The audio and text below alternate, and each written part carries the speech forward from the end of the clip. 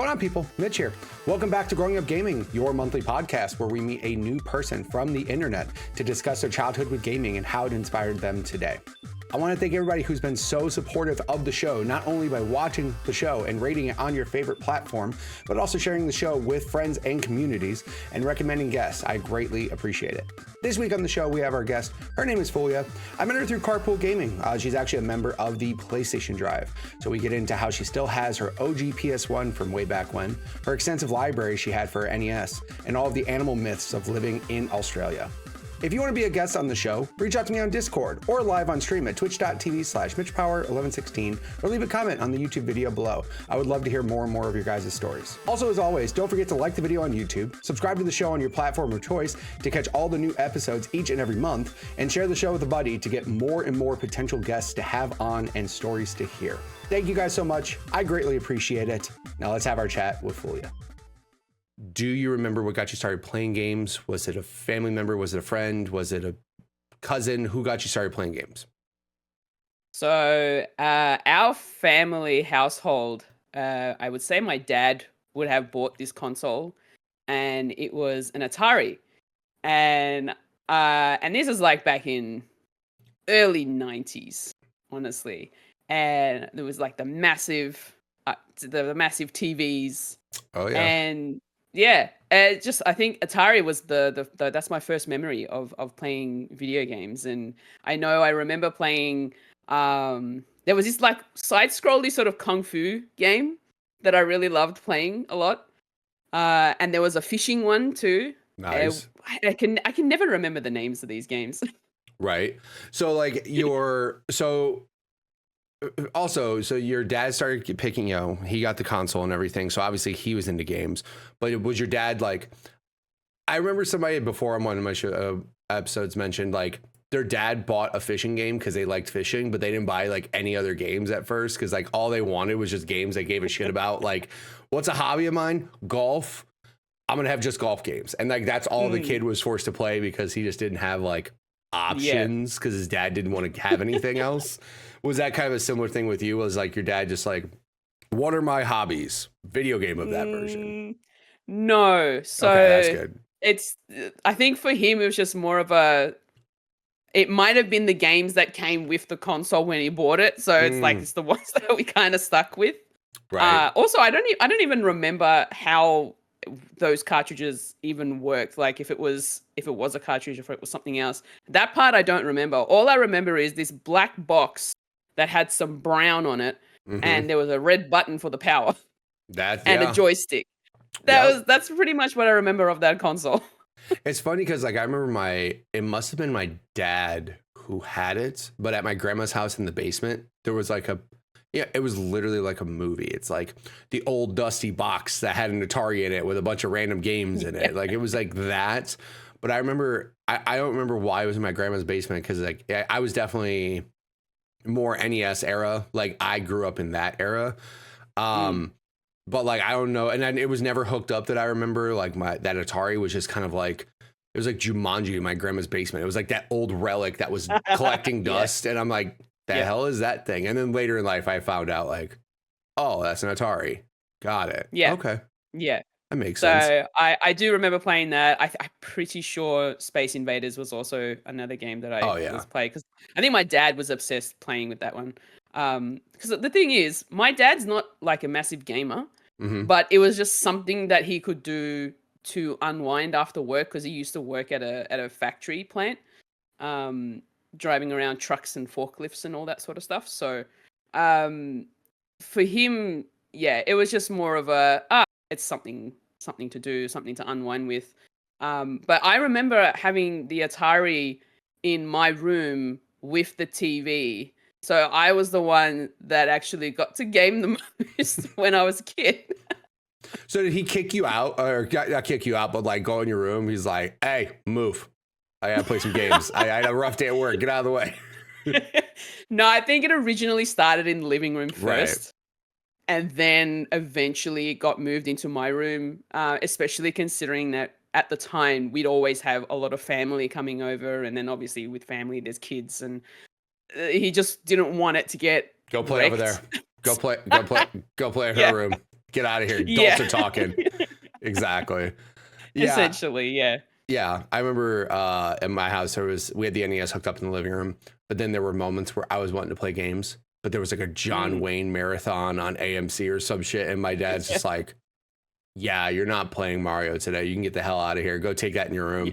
So that's essentially like what would happen. Like my dad would just be like, I am not watching you play games on this TV in here. You would take that in there. So that's always fun. So your dad, like I said, that's a good thing too. That kind of leads to the next thing topic I asked is like, were your parents cool with you playing games? Because sometimes their parents are like, video games are the devil. Go outside and play. But obviously your parents were pretty cool about you playing games. Did they ever harp on you for going outside or playing outside or doing anything like that? Honestly, for me it was. I think it was just that for me, I didn't really play as much games. My parents were okay with me playing games, especially when I was still like, primary school sort of time. Right. Like, and it was just more of a just keep them busy kind of a thing while they did all the, like everything else. Like my mom would do all the housework and my dad would be at work and whatever. But I think that we had a pretty good balance of playing indoors and outdoors. So I feel like I was more of an outdoor kid and I loved being able to ride my bike. I go rollerblading down the street. We'd always be trying to play with the neighbors' kids and all that sort of stuff. So I actually really enjoyed playing outside. Nice. The only ever time that I was inside playing video games or anything like that, it was mostly because of the weather. Sure. Otherwise, I was usually outside or I was doing homework. That was it. Well, weren't you just the perfect little kid doing homework and like playing games and playing outside? For the audience, where did you grow up? So, for those of you who aren't aware, I am from Melbourne, Australia, and I'm still living here. This is where I've been born and raised here in Melbourne. And yeah, it's a pretty interesting sort of, I'm in the sort of like suburban areas of Melbourne. So I'm not in like the CBD, which is the city or downtown. Mm-hmm. The seedy part of it, she says. She's like, not down there. The city for us would technically be downtown because I'm in the northern suburbs, right? Compared to where the actual city is of Melbourne. For sure. But I'm like the outskirts of Melbourne. So it's like for me to get into the city, it's roughly about 45-minute drive just to get in. But we avoid the city because there's a lot of traffic and I don't like doing hook turns. So let's not worry about that. What the hell is a hook? Is that a U-turn? Is that like where you go? No. No, it's not a U-turn. Okay, we're learning, guys. We're learning, audience. Let's go. What the hell is a hook turn? Do you have to swing a hook outside of your car to turn at a rapid pace? What the hell is a hook turn? So, a hook turn is not like Batman with his grappling hook and trying to swing around a block. Guys, what's going on? Tell me what a hook turn is.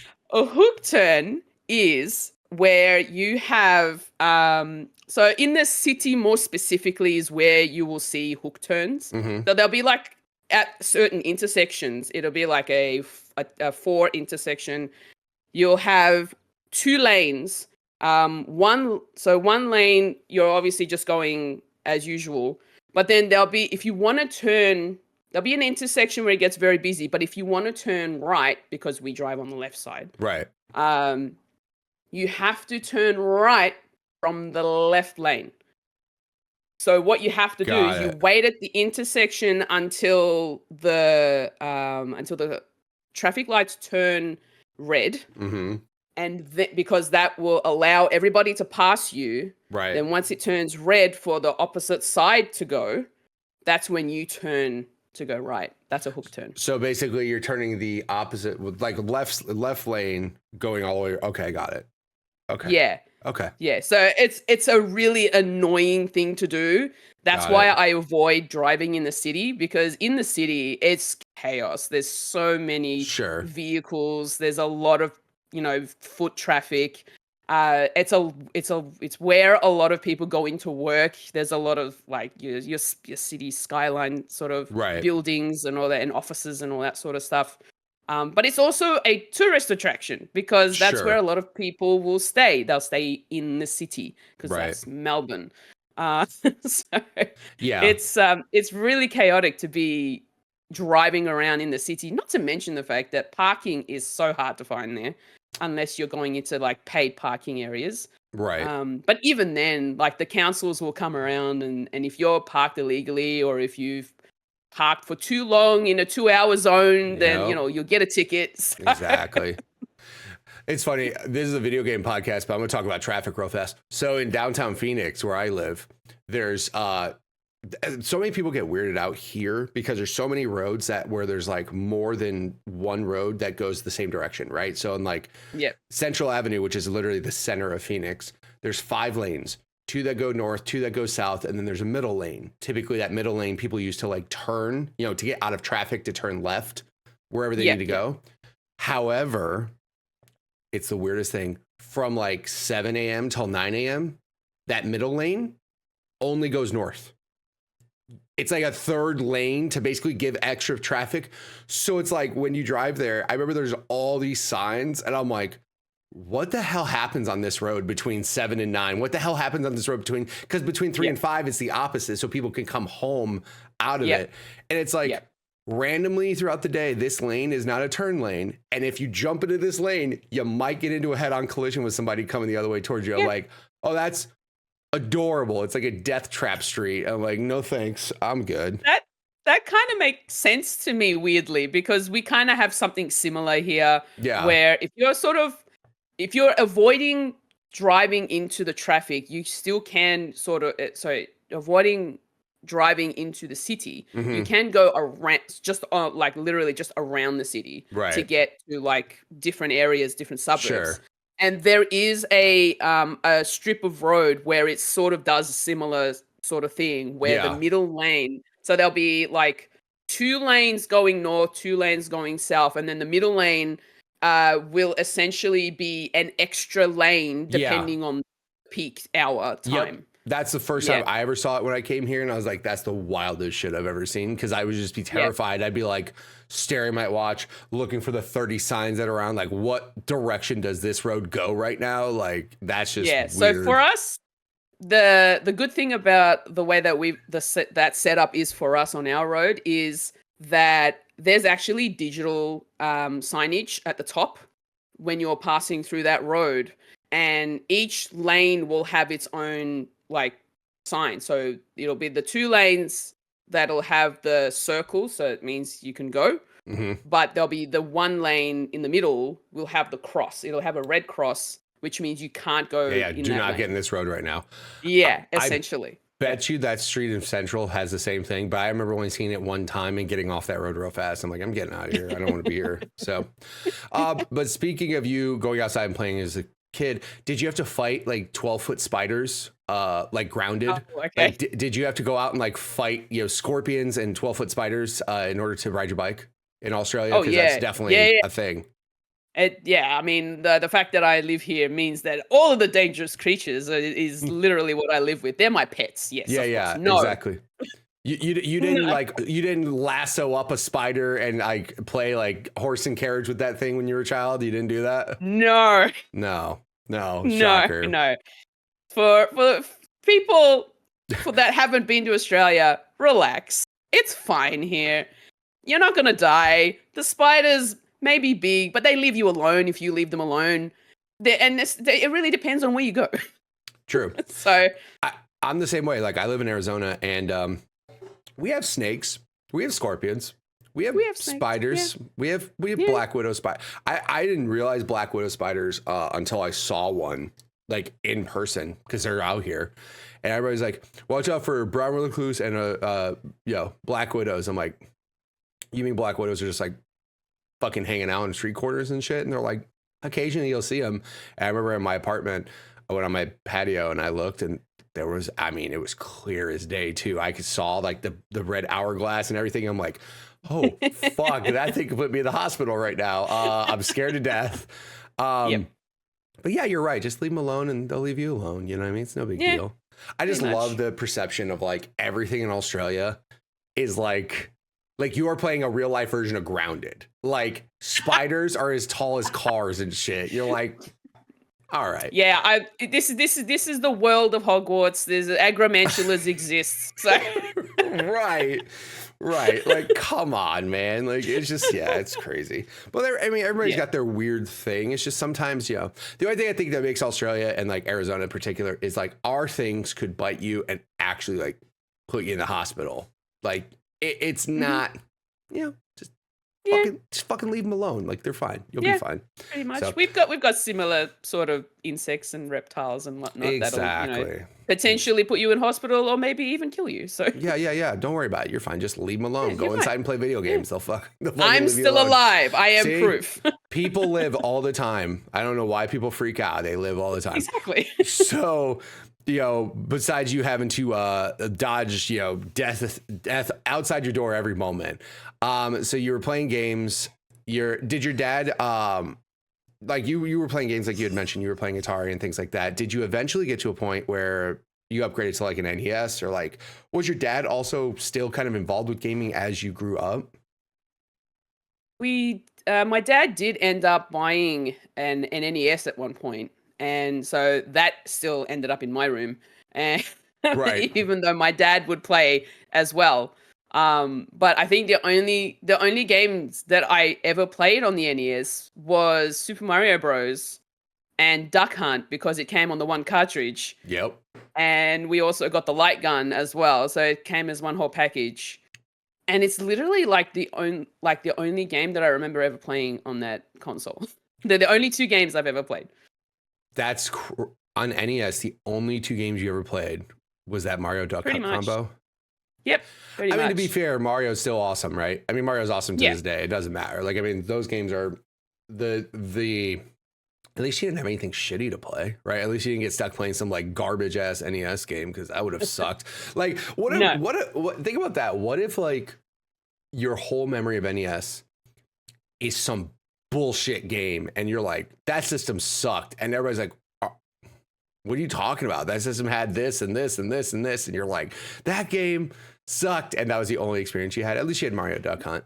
No, I had those two games. They like, honestly, I've never finished the Super Mario Bros. Game ever, and I'll just repeatedly continue to play through that game, thinking, and then every time I get to a new world that I've never been to, I'm like, oh my gosh, I've unlocked something really cool, or I found a secret path. I can go to this world now.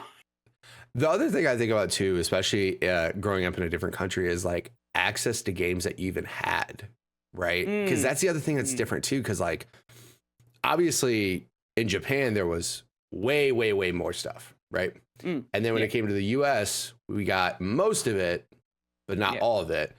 And I wonder if, I mean, obviously now today's day and age, like that's not a thing, right?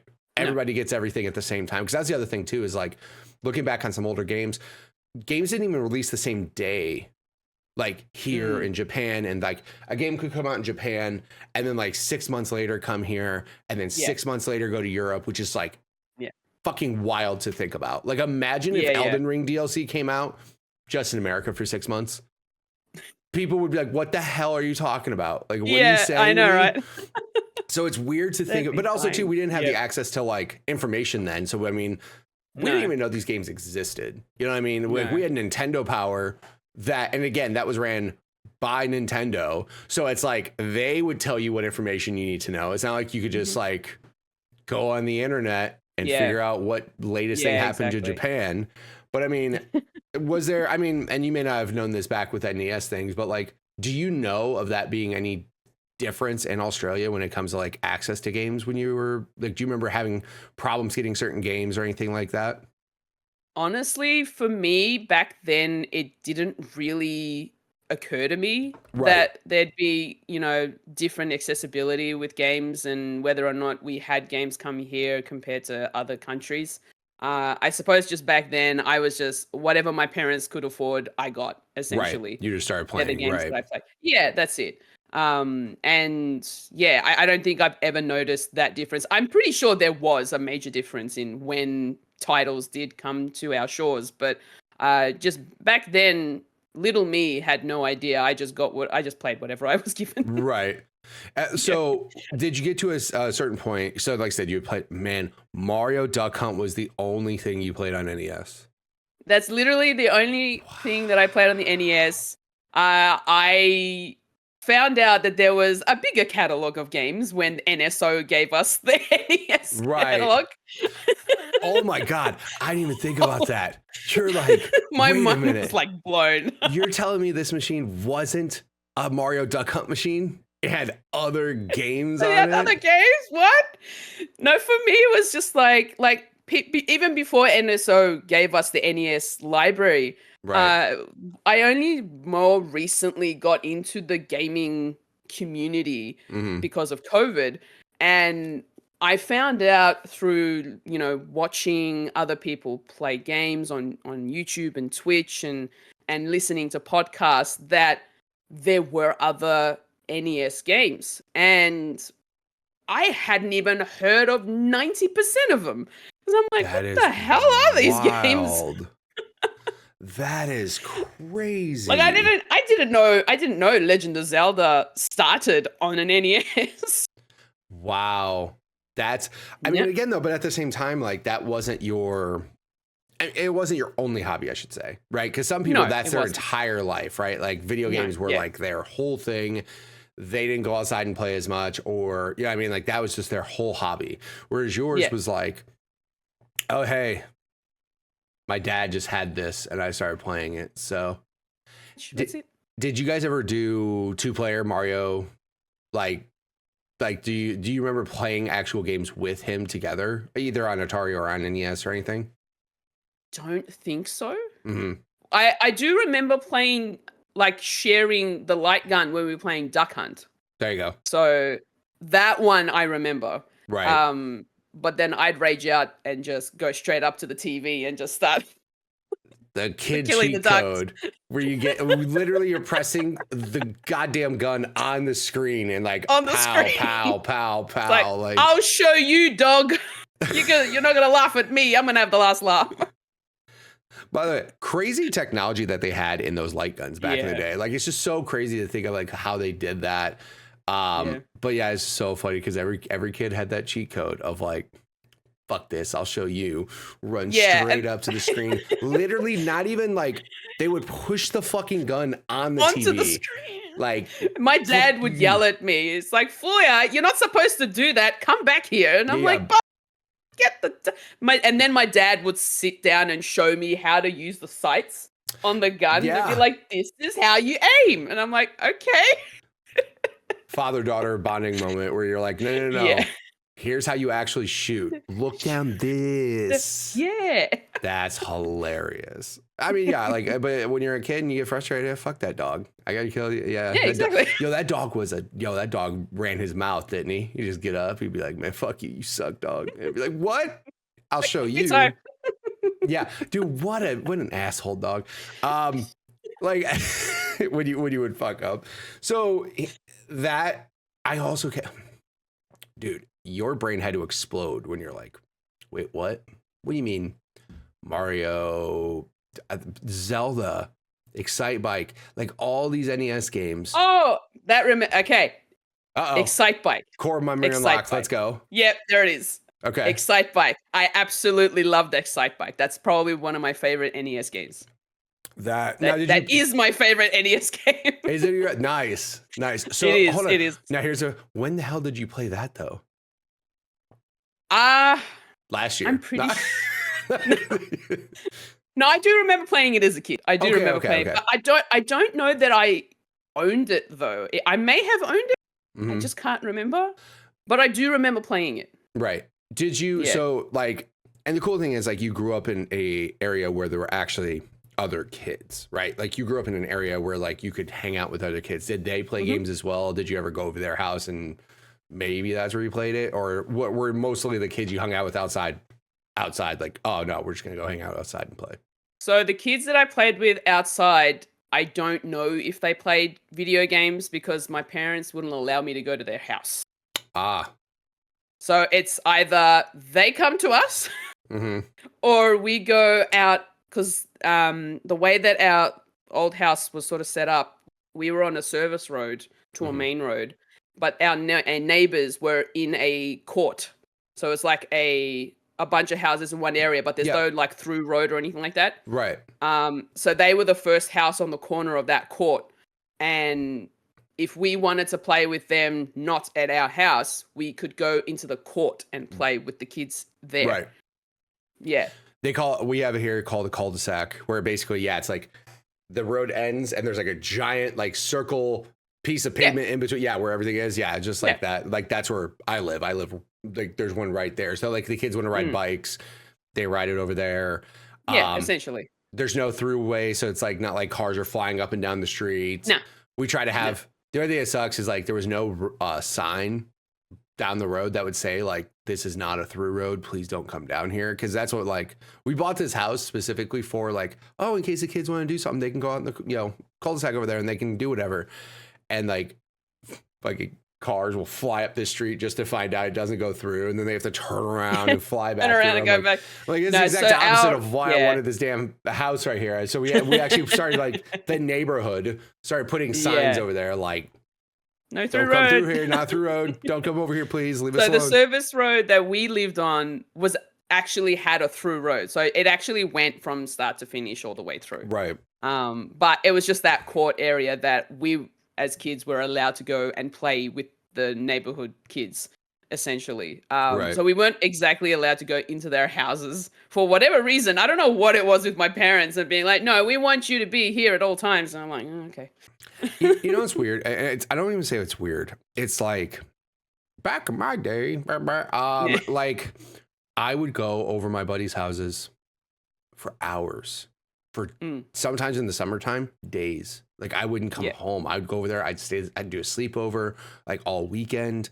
Oh, I wasn't allowed to do sleepovers. Oh my God. So that's what's weird is like I was doing that all the time. Now, obviously, and this sounds bad, but it's like they might be like, no, I'm protecting my daughter. And meanwhile, I'm a boy and they're like, who gives a fuck? Just go out and don't come back arrested. You know what I mean? Like don't cause crime or start some fight and you're fine. Yeah. But like I went over to sleepovers all the time. Like, I mean, there was like bids that I did away from my house where I'm just like, yeah, I'm going to Brandon's house for 3 days. I'll see you later. Right. But now like that's the thing is like today, obviously the internet just scared the fuck out of everybody and thinking everybody's a terrible person. But like, I don't mind my daughter having sleepovers. Like I will meet their parents and make sure they don't sell meth and we're fine. Right. Like, do you cook meth? Are you a sketchy individual? No. You raised that girl so far this way. I trust that you know, again, that's the other thing too. If I like meet some kid and they're a shitty kid, I'm like, yeah, you're not staying at their house. Their parents obviously don't know how to fucking raise that kid. That kid's a little badass kid. I'm not going to have you over there. But like, it's weird because now I feel like the sleepover thing, and like I said, you didn't really experience it, but like sleepovers, I feel now, I don't mind my daughter sleeping over there. Again, as long as I know the parents and I've met them and I fully have had that conversation. And he's like, I want to have a sleepover at this person's house. I'm like, not until I meet their parents and have a talk and see their house and blah, blah, blah. But I don't mind. But yeah, I mean, sleepovers as a kid though, especially gaming, that was like, man. So the kids that I would have played video games with would have been my cousins, and all of my cousins that weren't already adults were male. So they had video game consoles, and they would get every new gen console that was being released. Right. So what happened with me was I had the Atari, I had the NES. Skip a few generations. Skip a few. What's the next console? The next console I ended up with was I don't know which one came first. I think it might have been the PS1 or the Wii. I think it might have been PS1 was first. Yeah. PS1 was my next console after the NES.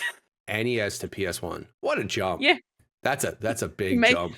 So in between that, whenever we'd visit our cousins, like my cousins' houses, they would have those new consoles. They had the GameCube, they had the N64, Right. they had a Sega. They had all the consoles, Right. and that was the only opportunity that I had to be able to play those console games because I never owned those consoles. Right.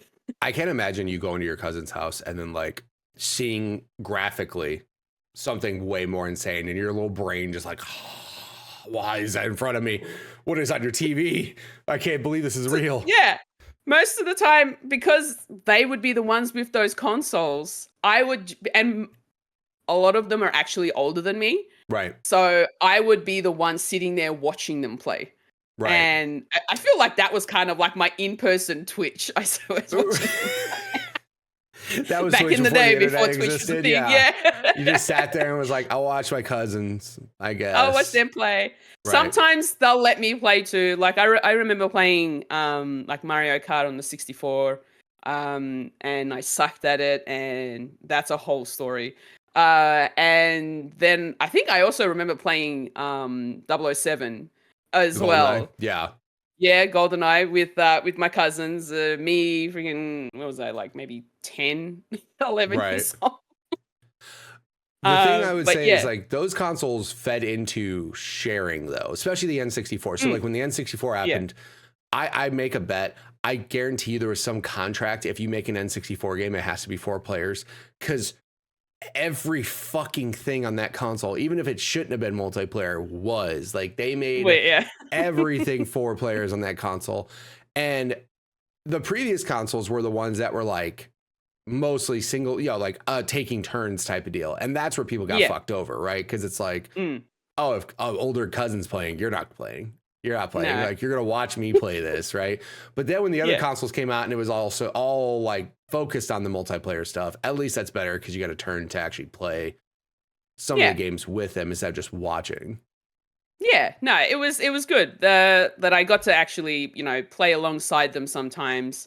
I think the most that I ever gamed with my cousins was PC gaming, to be honest. Oh, okay. Yeah, on Windows 95.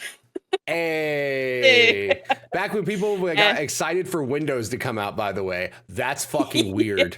That's fucking weird. People waited in line for Windows 95 and 98. People were like stoked for that shit. Yeah. Oh, it was insane. I remember playing a lot more PC games than console games back then, to be honest. And and it was mostly because of the fact that like I would also, the same cousins that had these different consoles, they also had PC games. They had the latest, games. I remember them watching them play Age of Empires, and I would sometimes be like helping them out, trying to strategize. Nice. Like watching over their shoulder. Nice. I remember playing Worms. That was fun. That's Worms awesome. that is a core memory of mine, of playing Worms with my cousins, taking turns on the PC. Right.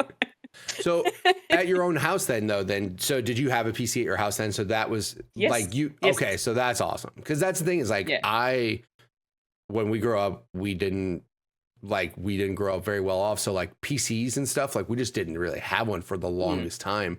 And it's like, so many people were like, yeah, I played Doom. I played this. I'm like, I don't know. Like, Doom didn't come to NES. Yeah. Doom didn't come to NES. It barely came to Sega Genesis 32X. Like it was very, that was like, there's so many people that have like game memories that, like you said, for example, you knew Mario and Duck Hunt on NES. The only PC game forever that I knew about was Doom because my buddy had it and that was it. There's like all these PC games like Unreal Engine or Unreal Tournament, Quake, blah, blah, blah, blah, like all these. And I'm just sitting there going like, I don't have a damn memory about anything like that. I remember playing these games with them, and I did also have a PC, but around that time when Windows 95 was a thing, I think it was because I was also sort of in the middle of my primary school years that my dad thought, oh, this would be very helpful for her, educational stuff, and like we had the Britannica. CD. Ooh. We had there was this like these educational Microsoft Oh yeah. CD-ROMs Oh that yeah. I had a field day with. It was so much fun. She's like, Microsoft I'm having Britannica. fun, Oh and your my gosh. parents are like, deep down, she's learning. She just doesn't know yet. It's cool. That was also like, Like, I remember computers yeah. coming with like, that was the thing, tons of software. They'd Yeah. come with Yeah. so much software, and then like the internet happened, and like no one gave a shit about software coming with your computer anymore. They're just now computers like if a computer comes with software, you're pissed. You're like, I don't want all this shit on my computer. Like I just want a computer, right? But Now, no, I remember playing so many different PC games though. Like I loved being able to buy like getting my parents to buy me PC games. I remember there were like some games that I played, like even games on floppy disks. right. I played games from floppy disks. Nice. I think it was like Doom. Yep. I'm pretty sure I played Doom.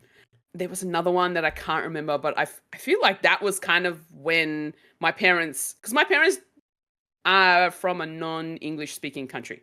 They're from Turkey. And so when they immigrated to Australia, their English was not the greatest. Like my dad knew to get by, my mum not so much. Got it. So they had to really learn English to get by in life to here. buy in Australia, right? Exactly. Yeah. So whenever they were buying me games, they were just like, "Oh, okay, it's a game here." They don't know. Like Doom is not a kid-friendly game. Not at all. And I think it was my rating systems back then where parents paid attention to it. Yeah, right. There was fucking games where people getting their heads chopped off, bodies exploding, and I was playing Mortal Kombat with my cousins on the PS1. Yeah. That was my first fighting game experience. That works. No, button mashing. By the way, I just want to point out something. I respect fighting games. I understand that some fighting games take a lot of skill to master. Yes. I personally am not a fan of them just because most of the time I get the brakes beat off me every time I play one of these games. But I do want to point out something. I saw this the other day. A bot got programmed playing Tekken as Eddie just to keep hitting one button over and over over. And it got so high in rank. It was insane. Like it was playing ranked games and it was just a bot that was moving forward and hitting one button over and over and over and over and over. And it was like beating the hell out of people. And I'm like, this is why I can't fucking play these games. Cause like some kid on the other end could just be fucking doing this. And I'm getting my ass beat thinking they're like next level good and shit. You know what I mean? I'm just like, I can't do that shit. That's just terrible. There was a Smash Brothers tournament where that kind of happened. Like, I used to work at a video game store and we had Smash Brothers. Nintendo did some cool shit over the summertime. They used to send us like basically like press kits almost like, hey, you're going to be running tournaments over the summer that are sponsored by Nintendo. We're going to send you like boxes of prizes and shit. This week, you're going to do this game. Next week, you're going to do this game. I remember we had a Smash Brothers tournament and like it was Smash Brothers Melee on the GameCube. And that day, fucking 70 people would show up to the store. Like it was always the biggest tournament that they had usually. And there's people there that like really fucking tried, right? Like knew the game, like they were super hardcore into the fighting community. And then you get the fucking 8-year-old that would just literally smash buttons. And there was but the problem was the 8-year-old who's smashing buttons was like sometimes beating these people. And you could visibly tell those people were like, this fucking sucks. Like, I don't like this at all. Why is this kid random winning? buttons? How is this happening? And I remember like one of the kids won by an item and the guy got like real heated. He's like, why are we using fucking items in the game? Like he got so mad and I'm just like, homie, this is a Nintendo spot. What do you want me to do? This is not the fucking, this is not Evo, dog. This is not like professional. This is a fucking video game store on a Saturday morning at 10 a.m., dude. What do you want me to say? Like, I'm sorry, this isn't your pro league rules. This is what Nintendo told us to do. So yeah, like it was weird, but that was the only thing like fighting games. Yeah, you're right though. Mortal Kombat was definitely that game that's like, yeah, that's not a very, did your parents ever see those games and go, what the hell am I letting her play? Did that ever happen? Because every time I go to my cousin's house and play these games, it's in their room. Right, away so it's from the away adults. from the adults. Right. Did they ever see you play Doom or anything like that? Ever? Did they ever question anything you were really playing? I do remember playing Doom on my PC at home. Right. So I assume my parents bought it or my cousins bought it and gave it to my parents. Here, they can play this game. Or maybe it was for my dad, but my dad may not have gotten. I don't think my dad really got into PC gaming, to be honest. Got it. So he may have tried. I think the only PC game he ever played was probably a FIFA game. Makes sense. On PC. Again, it's that dad mentality of I'll play a video game, but only of a hobby I give a shit about. That's I learned that. Some dads out there are straight up. It was like golf, fishing, football, whatever they're into. God forbid they play as a different character in a made-believe world, right? They're like, fuck that. I am going to play golf at home because it's raining and I can't go golf outside right now. Like, yeah. So for my dad, FIFA, we just play soccer on the PC. He played a little bit and then he gave up. My dad's not the type of person who is very like he'll find a hobby and then he'll stick to it. He's not. He'll try it and then he'll be like, I'm done. And he doesn't have a hobby at all. My dad does not have any hobbies. And my mum keeps pestering him. Like, you bought golf sets. Go out and play golf. Right. Like, get some exercise in Do something, right?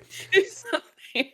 It's weird because, like, I imagine, I mean, for the longest time, like, my wife, same thing. I would just tell her, like, you need something to do because you come home and you just want to, you can play on your phone, I guess, but I'm like, you need something to do. And like, thankfully she's getting into other things. So that's cool. Like she just bought a whole thing to start doing her own nails, like do gel or whatever the fuck. I don't know. Yeah. Manicures. See mine? They're not like that. I mean, yeah, exactly. I'm not like that either. But. Yeah, exactly. You're in the back of your job. You can't have any of that shit. Like, no, exactly. I can't. It's just like that's why I have to have short nails because of the work that I do. Exactly. But like, yeah, when it's probably also the other thing too that I like is like your mom's probably like, go get a hobby so you stop bothering me. Like, could you go do something else? Like, that'd be great. Much. Yeah. Pretty much. I need you out of the house so that I can clean. Yeah, exactly. Could you like go do something else? That'd be great. Right. Gotta love it. So now, as far as in your house goes, so you had NES. Did you end up getting, you said you got a PS1 or was that the upgrade path that happened like at your, look at that. My PS1 Slim. Is that the same one? This is the one that I've had ever since. I have not gotten rid of it. I've kept it, and I absolutely adore this little guy. It's amazing. Every time a PlayStation console was released, I would get the slim version. Nothing wrong with that. It's funny too because that thing came out, and I remember it being so much smaller than the original one. And I'm just like, I always get weirded out when Sony does that shit because, like, obviously, I feel like Sony, when they first come out with their consoles, they want it functional at all costs, right? They just want to make sure this box doesn't overheat, that is fine. And then, like, 2 years later, they're like, oh, we can get this bitch, like, less than half the size of it. And, like, oh, okay, cool. That's cool. And I remember, like, my PS1, I had the big gray one, big square gray one. Like, everybody, like, majority I remember of my people cousins did. having that one too. Yeah. Yep. And then when that one came out, Sony also sold like the TV attachment that went on it, and it like straight up clamshell folded up. And I'm just like, it's insane to me that this is the same thing as that, and it fully functioned in everything. Like it's nuts. Essentially, yeah. I feel like the only reason why I ended up with a PS1 is because I may have seen my cousins with the PS1, like the original one. Right. But then I think my parents were like, I'm not spending that kind of money on a console, whatever. Or it might have been at a point where, if you do well in your grades, then we might get you the console. Right. And I think it might have been around the time that the PS1 was released, the Slim. Right. That's when they were like, oh, cool, it's a smaller version, we'll get that. But we also had it chipped. Nice. So that my parents didn't have to... Allegedly, it's chipped. Well, I don't know. My parents say it's been chipped, and so, Parents lie all the time. Yeah. And it was just their way of being like, we're not going to spend all that money on games. Use these copied ones. I was gonna say, so allegedly, that's how it works, basically, right? It was the copied Yeah. games, Yeah. allegedly, and Yes. I remember my buddy had the similar thing where he had, it wasn't a chip, but on the old PS1s, they used to have a serial port in the back, like a port that you could plug things into. And did you ever know what a Game Shark was? Did you ever know what that was at all? No. So Game Shark was, it's very similar to Game Genie, which was basically like a cheat thing. Like it was like a way to add cheats into games before there was like, so some games had cheat codes. Yeah. But Game Genie, for example, on NES, instead of you plugging the game directly into the console, you plug the game into like this little device that then that whole device plugs into the console. And you would load up cheat codes into it, which would basically manipulate the game code to where you could have unlimited lives or you wouldn't get damage or things like that. Yeah. So down the road, when they became discs, Game Shark was essentially a device that plugged into the back of it that did a similar thing where you could tell it before the game started, I want this, I want this, I want this. Or it could load saves on your memory card that already had like all the levels unlocked or all the characters max level or things like that. Yeah. But that was also what people used to flat out cheat the fuck out of that console and like copy games and just do all that. So what do you, so it got chipped allegedly. What do you remember playing on the PS1?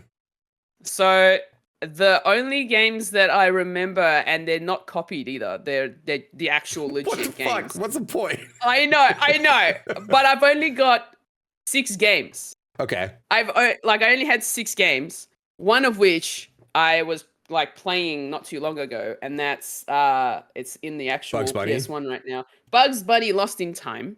Good game. That was a great one. Another one that I loved playing but was so hard for me back in the day, and I don't know how hard it is now, and that's Atlantis, The Lost Empire, Disney's Atlantis. So I loved that movie, so I ended up getting the game for it, and just like it was so cool. I remember playing Wacky Races,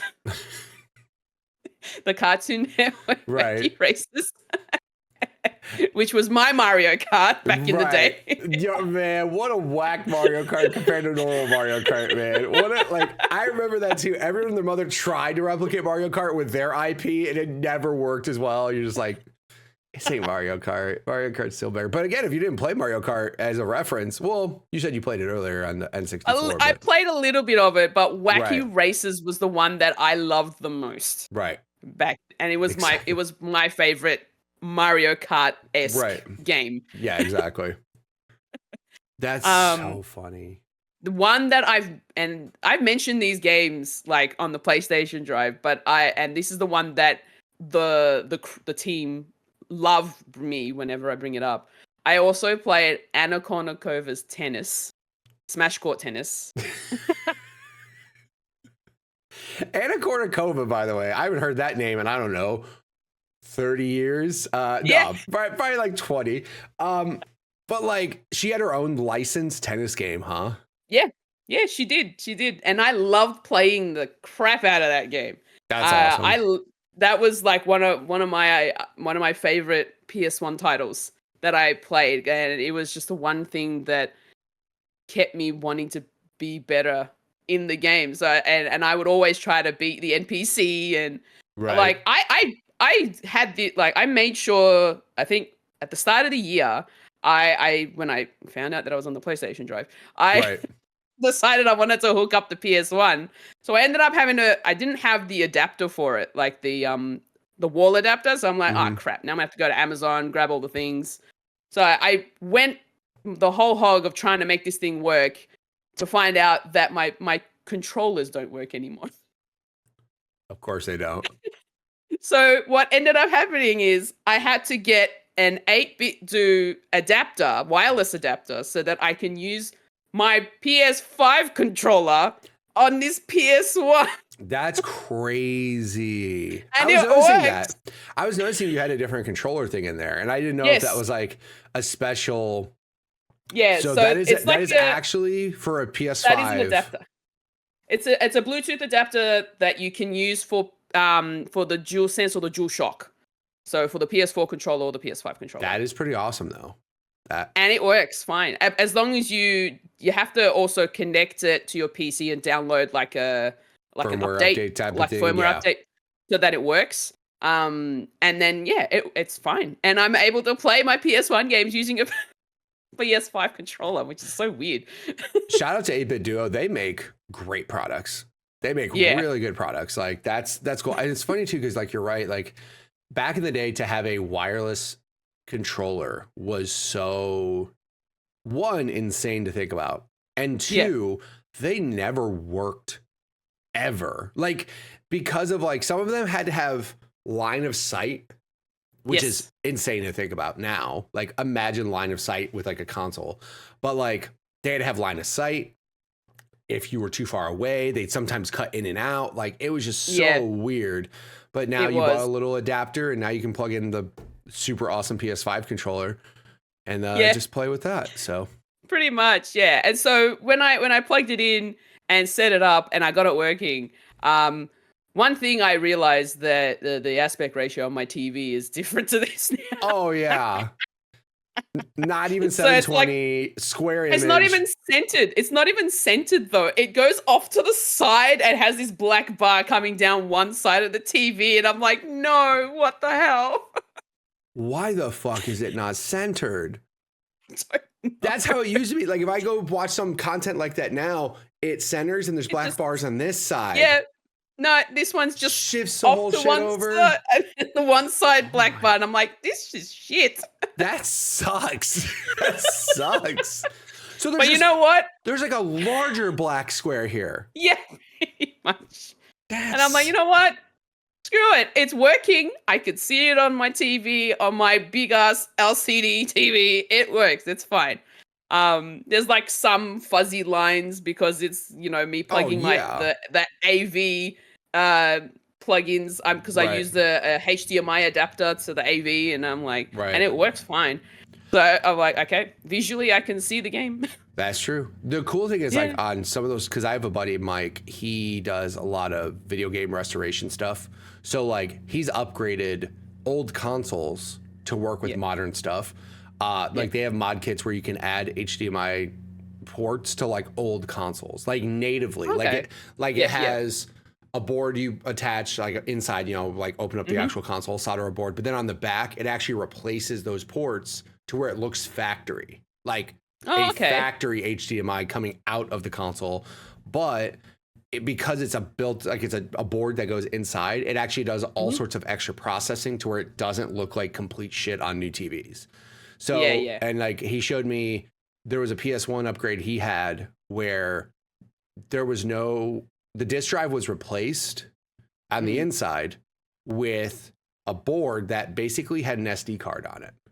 And he would pop in an SD card that just had every fucking game on it. Yeah, all of them. And I'm just like, the coolest thing though is with him is like, he talks about it as far as like, this is playing on native hardware. So it's not emulation to where it's like some games are sketchy because they don't run right. He's like, this is the exact hardware. I'm just playing all the games off a SD card instead of the disc. But it's cool now that like those consoles have that kind of life again. Because like right now, for example, hypothetically, knock on wood, that PS1's never going to break ever. But if it ever did, you could replace like things inside to where you could have access to like every game you want, which is pretty cool. Yeah. Obviously, Sony doesn't want you to do that, but they don't care if you do it now because that thing's 25 years old. They don't give a shit. I'm so glad that it actually still works. Like, I was so scared that it wasn't going to work at all. Right. And then I was like, I'm going to be like, oh, I guess this is going to go on the shelf as a display now. Right. But it still works fine. So, and I've tried playing, going back to Anna Kournikova Smash Court Tennis. Right. I tried playing it again now as an adult. And it's hard, man. I'm like, how the heck did I play this back then and beat the NPCs? This is so shit. Yeah, like some of those games back then also were so hard. Even as an adult, if you go back, you're like, how the fuck did anybody beat this game? Like, and then it's Game Genie, like I was talking about, that's how fucking people beat those games. Like there was no like, man, it sucks because it's not even like you could look up videos back then of how to do it better. Or, I mean, it was just like Nintendo Power had sometimes some like tips, or you call Nintendo's hotline where you charge $100 fucking to your parents' phone bill because you need to know how to beat this level in Zelda. See, Nintendo's I wasn't allowed to do that. Oh, no. Just want to be clear. No kid was allowed to do it in the history of ever, but they sure as fuck did. Like, you They did it anyway. Oh, they did it anyways. They didn't give a shit. Like, I was so terrified to ever do anything like that. I'm like, yo, my parents would whoop my ass if I decided to call Nintendo for an hour and have a $400 phone bill. Like, that would never happen. Yeah. No way. No, but that's what I'm saying. Like, I was like, if a kid was allowed to do that, I'd love to meet him and his rich parents. Like, what parent was like, sure, son, go call Nintendo hotline as long as you want?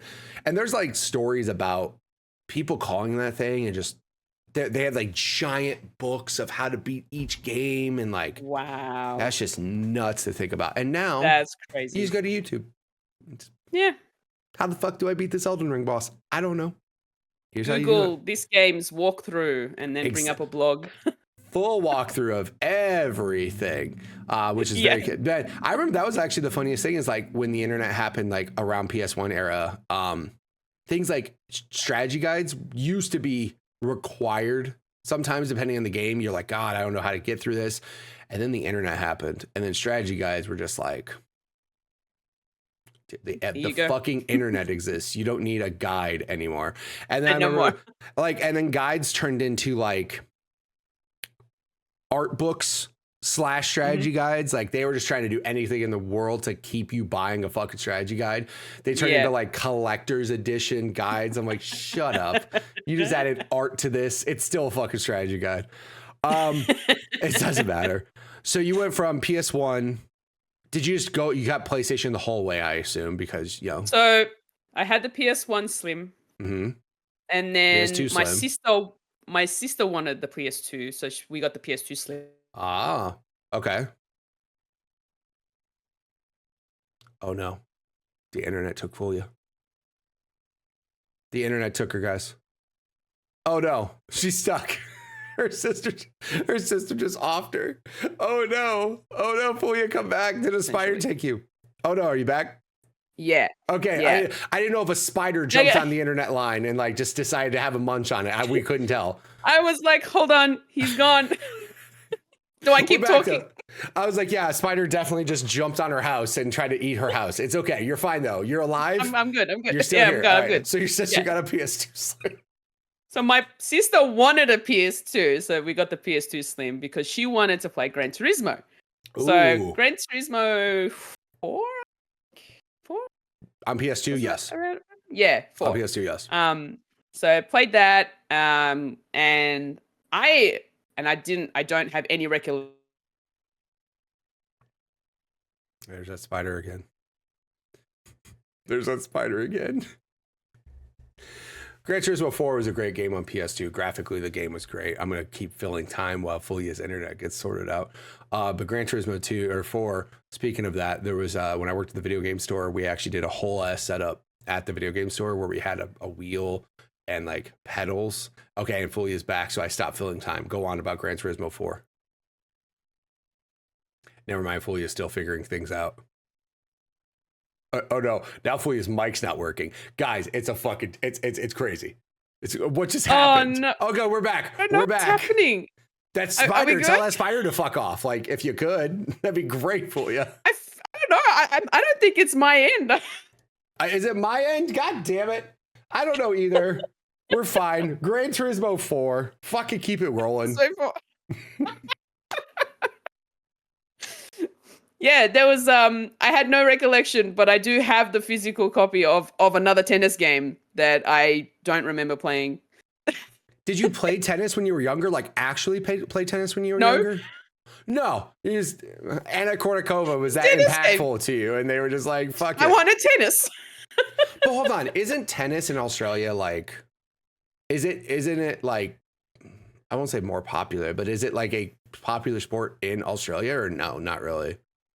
It sort of is. Right. It is definitely, but probably not as popular as Aussie rules football. Right. That's our national sport or cricket. Yeah. they're like the bigger sports. Okay. And because of the massive, how multicultural our country is, soccer is also another big one here as well. Right. But yeah, no, tennis is still pretty big. Like we had, like here in Melbourne, the Australian Open happens, the main Grand Slam tournament that opens up the year. And yeah, it's a pretty big deal. That's what I was saying. Like maybe that was the reason why like tennis games were bigger for you than it was for me.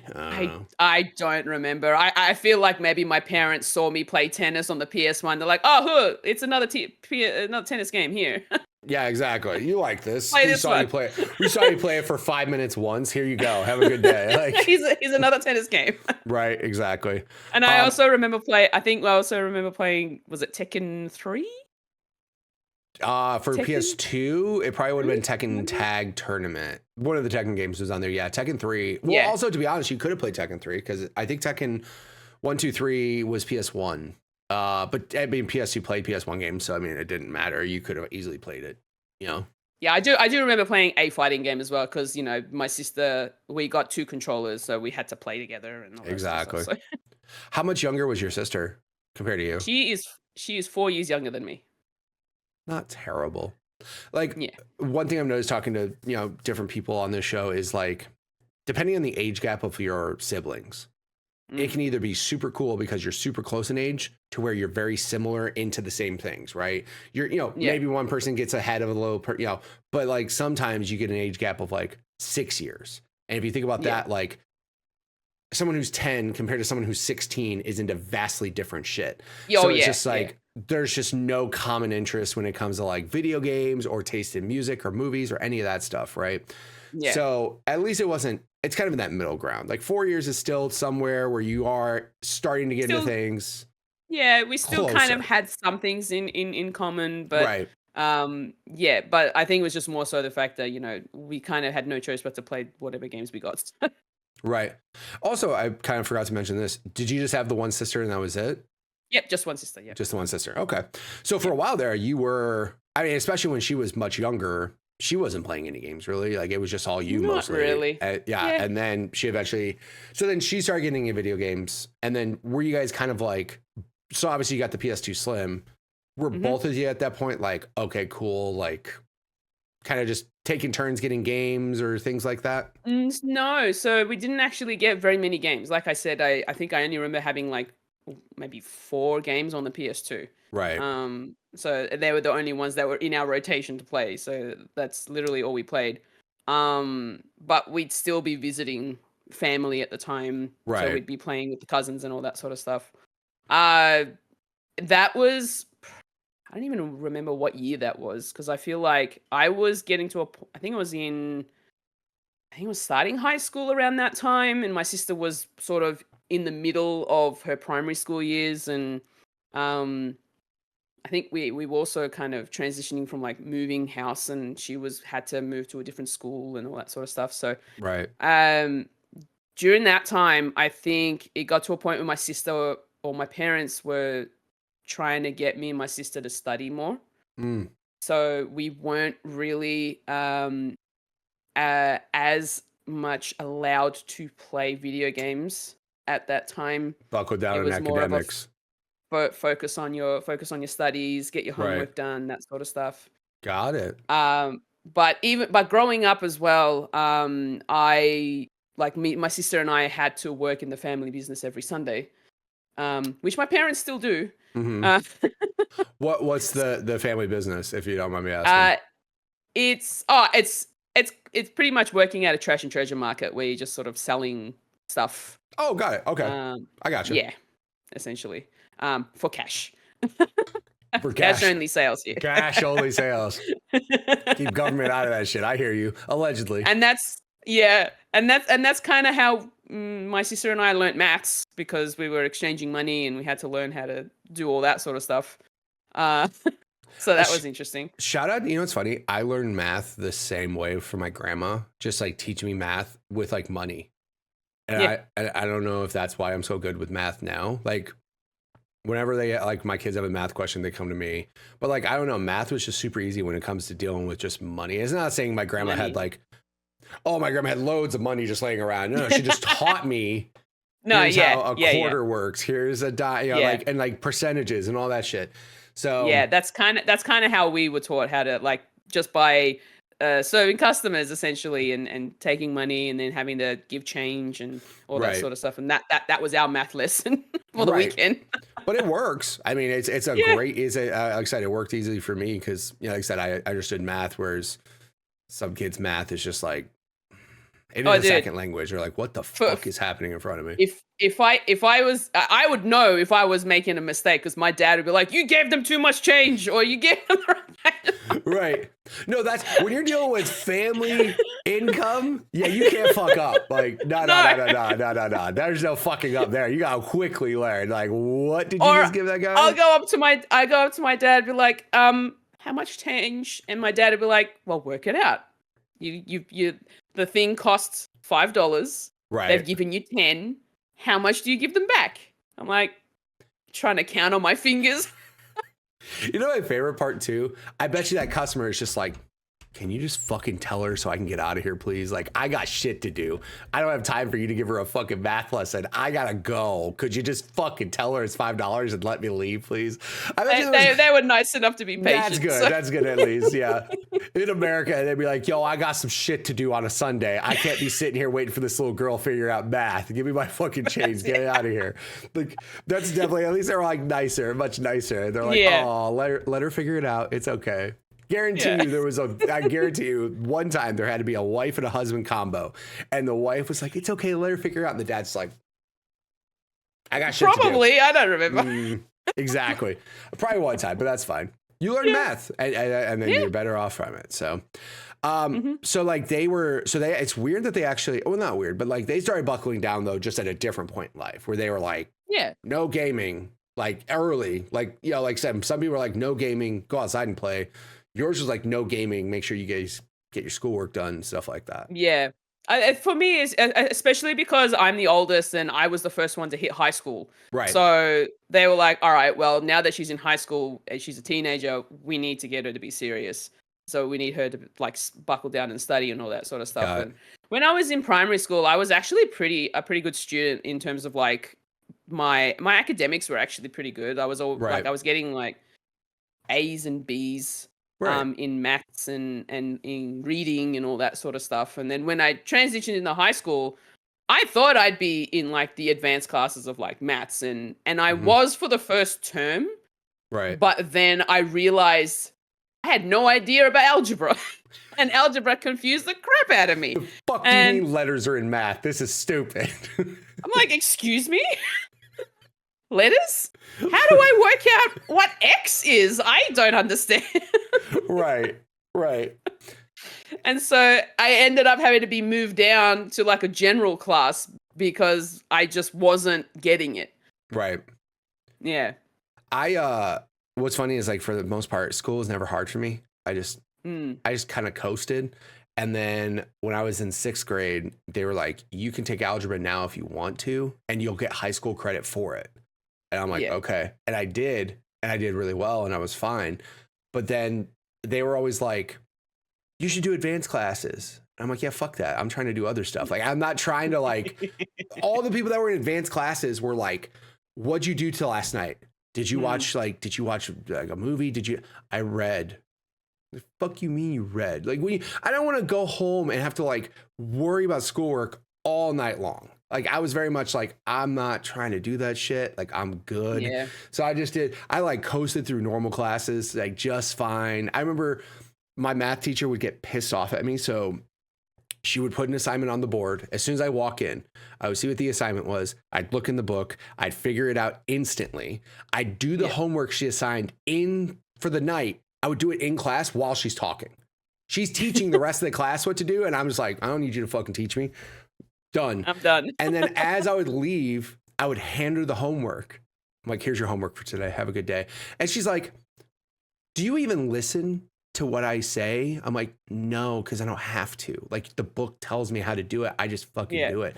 And she's like, why aren't you in advanced classes? I'm like, because I like to fucking skateboard. That's why. I don't want to deal with homework. Like, I want to be able to have fun. I want to have fun. I don't want to get off for school and go do more fucking school. I want to go skateboard and hang out with my friends all day. So yeah, I remember and again, she couldn't say anything because I had straight A's and everything was fine. Like, she's like, I can't get mad at you. But she obviously was a little pissed that I just wasn't paying attention to her. I was just like, whatever. Can't get mad at me. Look at those grades. Those grades good? Yeah, you can't say shit. Sorry. Unfortunately for me, that wasn't the case. It's like, you've got your homework done? Cool. Here's something else that I have to do now. I'd be like, damn it. Yeah. Well, you had parents that cared about your studies. My parents were just like, oh, he's not failing. Okay. Like, they didn't give a shit. They're just like, oh, he's not failing? All right, we don't care if he does anything extra. In primary school, I was the smart kid, and then I hit high school, and then I became average. Yeah, you became the norm. Like, I just became a normal, average child like teenager in high school. That I would just be like, okay, she's passing, she's doing fine, she'll get there, it's okay. So then they ended up focusing on my sister. So my sister got a lot more pressure. Still got pressure because by the time my sister hit high school, I was in senior year, I suppose.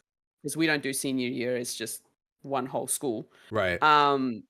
So my sister was just coming into year 7 and I was already in year 10, I think. Right. So I'm getting into the second half of high school. Right. And so that's when I'm supposed to be getting more serious and actually studying for like exams and all that sort of stuff.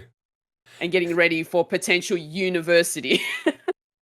It sucks so much for younger siblings because the oldest one gets away with like the experimental phase of parents. Yeah. You know? They're like, we don't know how to do this. We're still new. This is our first old one. If you want to say that, this is our first one growing up. And then the other ones underneath, like, oh no, we got this shit already. You're dealing with this, and this. Like, that's the rough part. Like, but the thing was for my sister though, she actually didn't mind studying as much as I didn't. I wasn't the academic type. When I got to high school, I figured out immediately that I liked to be more like creative than I wanted to be academic. Correct. So I figured that out, but at the time, I still didn't know what I wanted to be. So for whatever reason, my teenage brain was like, I want to travel the world. So I'm going to do something with airplanes. Let me be an aerospace engineer. They build airplanes. I could travel the world with that.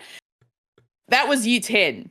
Yeah. Year 11, I go in, I find out that the maths and the science that I needed to get into this engineering course was like real hard. And I'm like, okay, yeah, I'm not going to do that. No. How about I just become a pilot? Pilots don't really need that much math and science, right? I love it. So it's kind of where my brain was at the time. So the careers counselors were like, okay, well, if you want to do this course, you need to have maths and science in VCE, which was year 11 and 12. Right. And I'm like, okay, cool. I can't do any of the other, like, I was able to choose elective subjects, but apart from English was, you had no choice but to do mandatory, every year of school, right? Yeah. But yeah, I still got the opportunity to choose subjects. I wanted to do a hospitality course at one point. And my careers counselor came up to was looking at my list of subjects that I chose. It was like, there was a math subject in there. There was, I think, chemistry, and then there was I think there was like PE, so physical education. Right. And I put in, because I really loved sports, and I was acing PE all high school. That was my favorite thing. PE was just fucking getting dressed in high school. Like, if you got dressed, that was half your grade in my school. They were just like, oh, you're dressed? Cool. Yeah. In year 10, it got serious. There was theory classes in year 10. Wow. We had theory classes for PE in year 10, apart from the actual, go do the sports thing. Right. So yeah, I had chemistry, I had maths, I had PE, and I had textiles. Like, Okay. Okay. And I also had a language, and I was learning Italian through high school, so I kept Italian, because apparently that scores a little bit higher when you do a language. And I'm like, all right, cool, I'll keep the language. Right.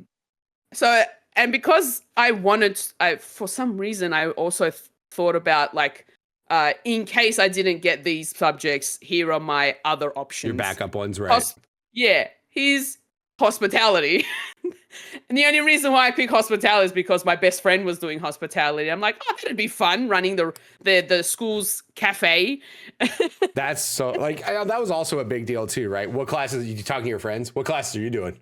Yeah. Trying to get similar classes? Yeah, like, just fuck what you're learning. Like, I just want to hang out with you for an hour, right? And the careers counselor would look at my sheet and be like, you want to do this? You want to become a pilot? What's hospitality got to do with it?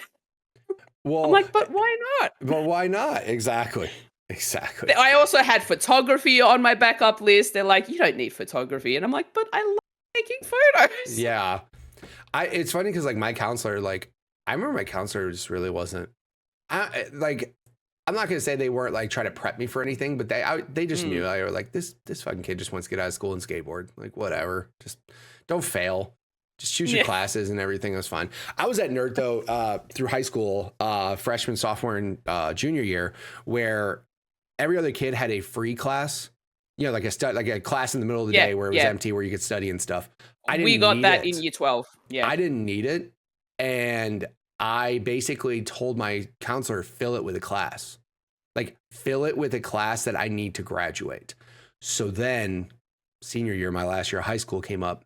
I only had 3 classes all day. And all my other buddies are like fucking all day. I roll into school like 10 a.m. They're like, the fuck are you doing? I'm like, oh, these are when my classes start. They're like, what do you mean when your classes start? I'm like, homie, you guys had a free hour for 3 years. I didn't. And now I get to sleep until 10 a.m. and you don't. So sucks to suck, right? You know, that's interesting because when we had free periods, like a free class, if our free class ended, like in the schedule ended at the start, like started for the beginning of the day, we still had to be there at the beginning of the day. That's such bullshit. Oh my God. Because we had to be in form class so that the teachers can take the role to make sure that all the students were there. And then we'd go separating to our different classes. And if we had a free period in the morning, you still had to be there. Fuck that. My school was like, oh, you don't start till 10? Fucking show up at 10. Who cares? Like, there was no like class also, I had to check in on, but I went to an all girls public school. So yeah, that's probably a little bit more stricter, right? But then there was also kids that had at the end of the day, right? They'd show up and then they'd leave at like 11 o'clock for the day. And they're like, well, I'm gonna go home and do whatever the fuck I feel like doing. I'm like, yeah, that's the thing. Like, right. If we had a free period at the end of the day, there would be students that would leave early. But I couldn't because I still had to wait for like my parents to come pick me up. Your parents pick you up. Right. Or I had to wait for my sister at that time because we would then travel together on public transport or the school bus to get to where we need to so that my parents can pick us up and all that. So yeah. Dude, that was always like waiting for your sibling. Like, God damn it. I'm gonna wait for her. This sucks. Whatever. So throughout high school, did you meet people that played video games as well? Like, did you ever like have friends that played games or ever talk about gaming or anything while you were in high school? So in high school, I never mentioned anything about me playing video games to anyone. Especially considering the fact that I went to an all-girls school. So that's true. Well, yeah, actually, that's a big because at the time, I'm not gonna, and it sounds so fucking terrible, but because it's like girls don't play video games. That's a boys thing. Meh. You know what I mean? It's like, no, dude, like girls played games as well. But also like other female people that I've had on the show, like they've said the similar thing of like, they didn't mention it because they were kind of scared to bring up the fact that they played games. And like, in your case, it might not have been as bad just because it was an all girls school, but like some like females were scared to bring it up because they were scared to be judged that they played video games. And it's like, that's so fucking shitty. But obviously now I feel like that stigma's gone for the most part, because there's so many. Gaming is now so universally loved by Yeah, everybody. So I'm glad, because personally, if anybody said anything negative of my daughter because she played video games, I would stab them, allegedly, a lot. I would hurt them. But I like, it's just, that's the thing. It's like, I'm glad now that stigma's kind of gone. Like there's like everybody plays games. Like it's not just a boys thing.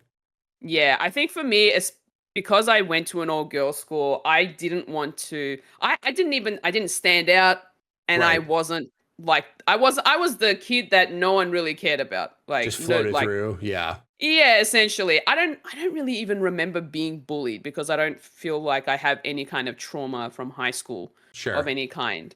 And so I think the reason for me of not bringing it up is because none of the other girls would mention that they played video games either. Right, exactly. So if they were playing video games, I wouldn't know, because they didn't mention it. So that's why I never mentioned it when I was in high school, even though I played games. Right. And that's the thing, is like, I bet you if one person mentioned it, then other people been like, oh, I do too. Oh, I do too. Oh, I do too. And like, yeah, it just takes one person to actually mention that they play games. Like, but yeah, that's kind of I'm just glad now that that's not like a thing. Yeah. Like my daughter absolutely is not scared to tell people, like, I play Overwatch, I play Apex. Like my daughter plays Minecraft and like all this, and she's not scared to tell anybody. So that's a good thing now. So I think it took me until my early 20s before I mentioned to any friends that I played video games. So but even then, it was just Was it still like, I don't know about that. Was it still kind of like that weird, like, I don't know if I want to mention this or not? Kind of, not really. Because like obviously my parents and my family members and all that sort of stuff, they like, we all play games and they obviously they knew, like they bought you all the shit. Like they knew. Yeah, exactly. Yeah. They were gonna judge you. Yeah, but it was also around the time in my life where I was going through a phase of wanting to be very girly and just being like, I don't want to associate myself with like male centric things. Sure. So like, getting all dressed up and makeup and all that sort of stuff. And wanting to go out clubbing and all that, even though my parents would be like, you're not going anywhere.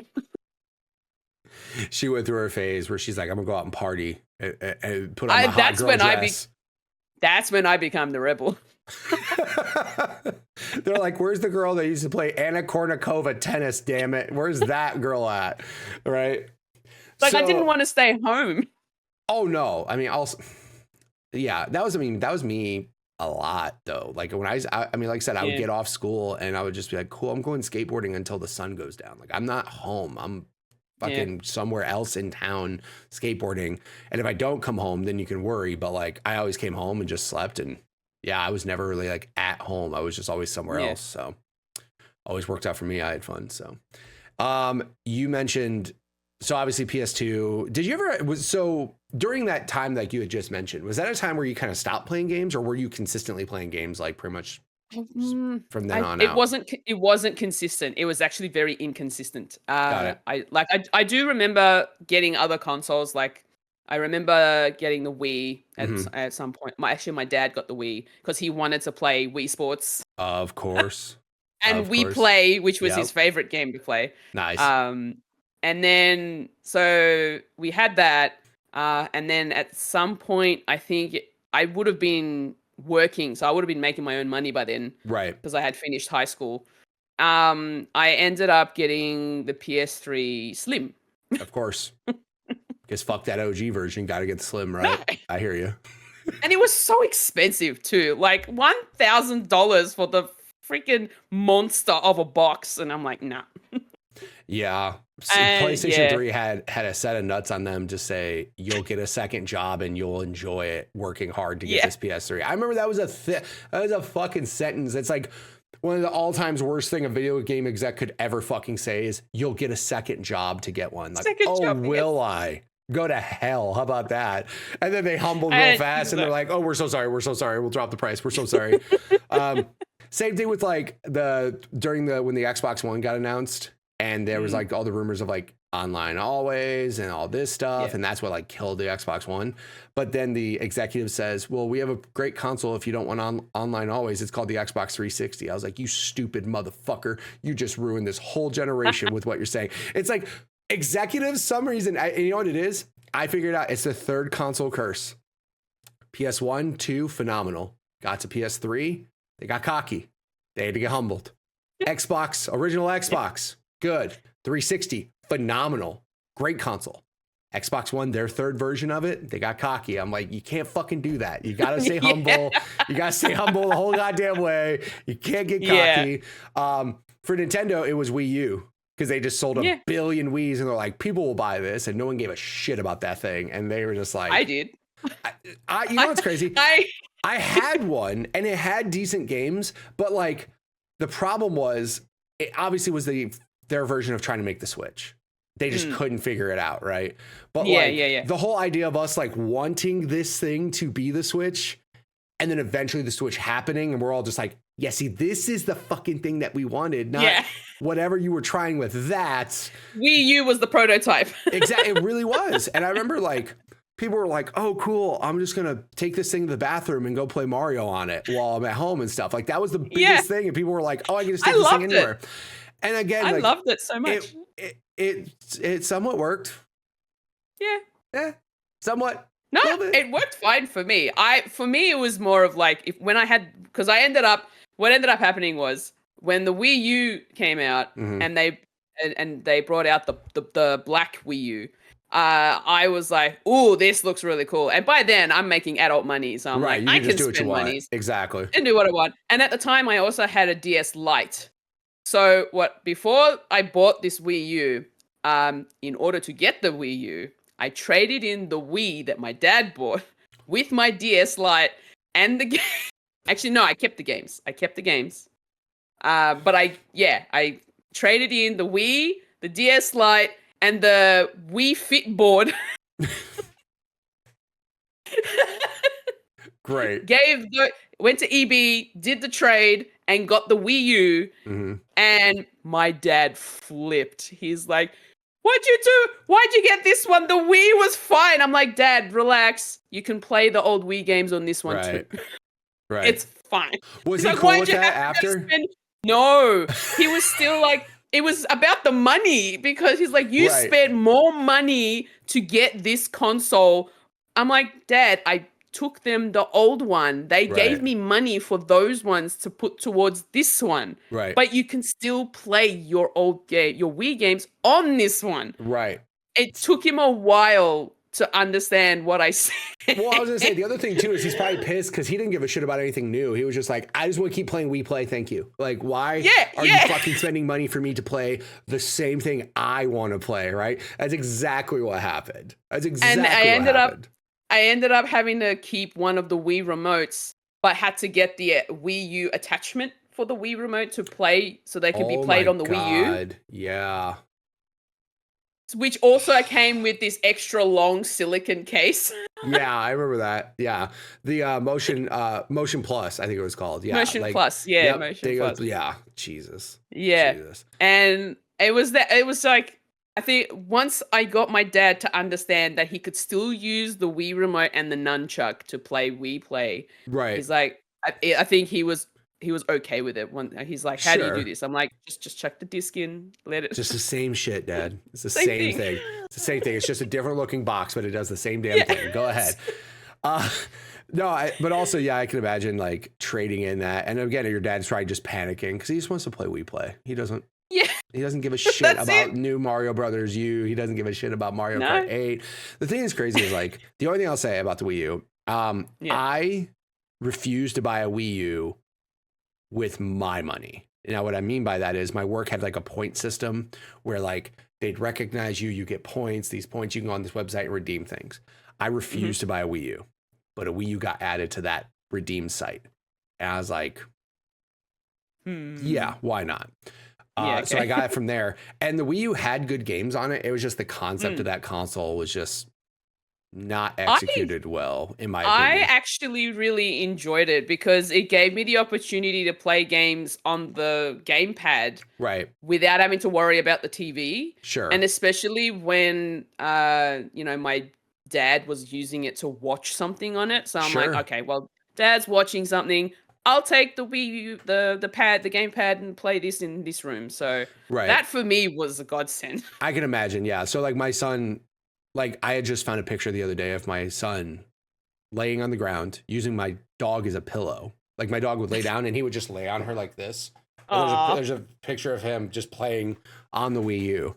And like I said, that concept was cool, but at the same time, I was so into games at that point though. I was like, I'll use this to play your Nintendo games. And by the way, that's still to this day. I have all consoles. Do I prefer Xbox? Look at background. Yeah, I do. Maybe just a little bit. But at the same time, I have a Switch. I have a PS5. I have all of them. Because I feel like in order for me to enjoy gaming as a whole, I can't just say, fuck those consoles. That's an insane thing to say. But like the games that were on the, like, I remember Mario Kart. I was like, this is the best fucking version of Mario Kart I've ever played. This is amazing. And then I love how when Switch came out and they were just like, we don't have a ton of games. Let's just take these Wii U versions and make them better and put them on Switch. Yeah. Deluxe. And like the deluxe version, I was like, yo, first off, that's basically a paid upgrade DLC. That's bullshit. Yeah. But everyone fucking did it. Everyone fucking did it. And Mario Kart 8 Deluxe is like the fucking greatest thing in the world. It's such a good game. Pretty much. I just love that because it sucks because like so many good games were stuck on that console that like no one got a chance to play because it didn't sell hardly any units. And then, but like I said, Switch happened and that was the version I was like, this is it. This is where everything's here. Because that portable stuff on the Wii U never worked as well in my home based off where I was trying to play games and stuff. It just cut out. I'm like, I don't feel like I can get far at all in my damn house without it cutting out. Whereas meanwhile, I remember there's videos of like people at the airport who just plugged in the fucking thing in the wall and they sat at the airport playing it. I'm like, I guess you could do that, but now you're carrying a backpack that's got a fucking Wii U in it. That's weird. Now the Switch is just its own thing. And I'm like, this is what we wanted. This is what that portable person at the airport wanted. Not to find a power plug to plug in a whole fucking brick into the wall to play Mario U. Like, come on, man. So I there was quite a few games on the Wii U that I ended up playing, but I think the fondest memories I've had playing on the Wii and Wii U was essentially playing Wii Sports with my dad. And we'd always play bowling or we'd play tennis or, it just like baseball. They were the fun things to play together. And I feel like that's the last time I remember playing video games with my dad. Also it's so universally adaptable and easy and everybody could understand it. And like, shout out to Nintendo for doing that because that Wii sold 100 million consoles for that reason. Like every fucking retirement home had it because you can just say bowl. How do you bowl? Like fucking this. Just do that. Have a good day. Like just do that. But no, like that's I felt like that era too, like Wii and then like Rock Band was like bringing back social gaming in a way of like local social gaming, right? Like people got together at parties and the Wii would be on doing tennis or bowling or whatever all the time. Or Rock Band or Guitar Hero would be on all the time. And, I had the Guitar Hero band bundle on the PS3. Yes. And I like my friends they'd come over and we'd play Guitar Hero together on the PS. I would be like, I'm dibs on the drums. Always on drums. That's a sucks because it's like that was back because like I said, it was weird because like the internet was still a thing and they had online play for those, but that was like a party centric thing. Like you would have people over and that would be a focal point of like everybody can go do this and have fun. And I just thought that was so cool. And I played the shit out of Guitar Hero and Rock Band. I love them to death. I still have an Xbox 360 upstairs specifically just because there's Rock Band songs that got put on the 360 that weren't available elsewhere. And I'm like, that's essentially my Rock Band machine in case I ever want to play it. I can just go upstairs and do that. But no, man, those games were fun. Like, did you start to expand besides Anna Kournikova Tennis on PS3 and all the newer games? Like, did you actually end up, like, you ended up expanding like the games and stuff that you were playing, right? So when I started with PlayStation games, PS1, PS2, I only had like a small handful of games. PS3, I'm making my own money. I can go out and buy games myself. You go. Yes, cool. I have a much bigger PS3 library compared to the other two consoles. Right. And most of those were Guitar Hero games, Band Hero games. The Lego games were my jam. I absolutely loved playing them so much. So much fun. Yep. Oh my gosh. It got to a point where I was like, all right, what's the next Lego game I gotta buy? All right, I have to collect them all. Right, exactly.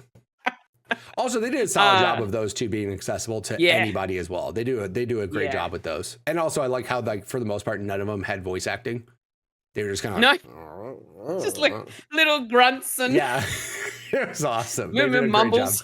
Great job. Somehow they still told the story quite well. Like, what the fuck? You're not even saying words, and I still understand this movie that you're trying to depict in this. This is great. It was a good job. They did a solid job. They played those games. I remember playing fighting games. I do believe I played Marvel vs. Capcom on the PS3. I remember playing, I think I played a Tekken game on PS3. Probably. And, I played, I think there was a Gran Turismo game on that one too that I played. There's like, a lot of them were not like, I think the only RPG game in that set of games that I own was Kingdom Hearts 1.5 Remix. I love Kingdom Hearts. It's one of my favorite games ever. I didn't play very much of it though. It's okay.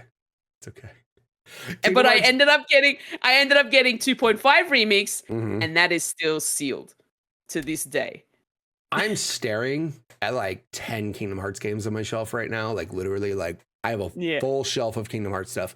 I'm a huge fan of Kingdom Hearts, but also too, I played, like, if you go back and play 1, it's rough. Camera's rough. It's not as good as, again, I just like the fact that they melded Square with Disney. I'm just like, this is phenomenal. This is all I gave a shit about. I'm like, this is great.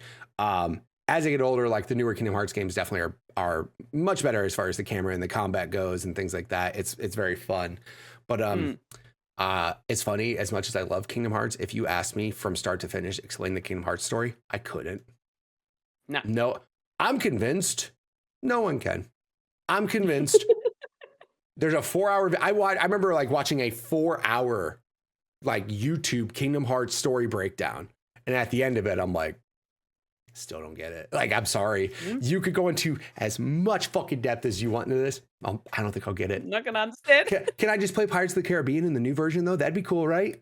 Like, that's all I gave a shit about. I was just like, I remember Kingdom Hearts 2, like, when that was getting talked about, I was so fucking jazzed for that. I was like, you get to play as Tron, this, Steamboat Willie. I was just like, I just liked the fact that they integrated it. And then when Kingdom Hearts 3 came out, they were like, Toy Story, Frozen. I'm like, oh, now so we're just catering to like straight up kids. Like, we don't give a fuck about old Disney fans. Got it, cool. So I'm gonna play Aaron of Tangled and Frozen and Toy Story. Okay.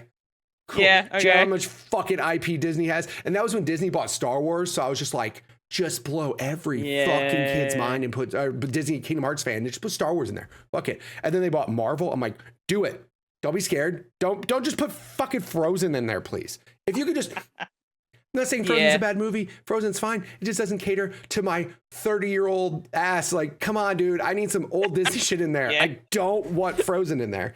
Oh my gosh. And then Kingdom Hearts 4, when that comes out, when I'm a grandpa, we'll be fine. It'll be fine.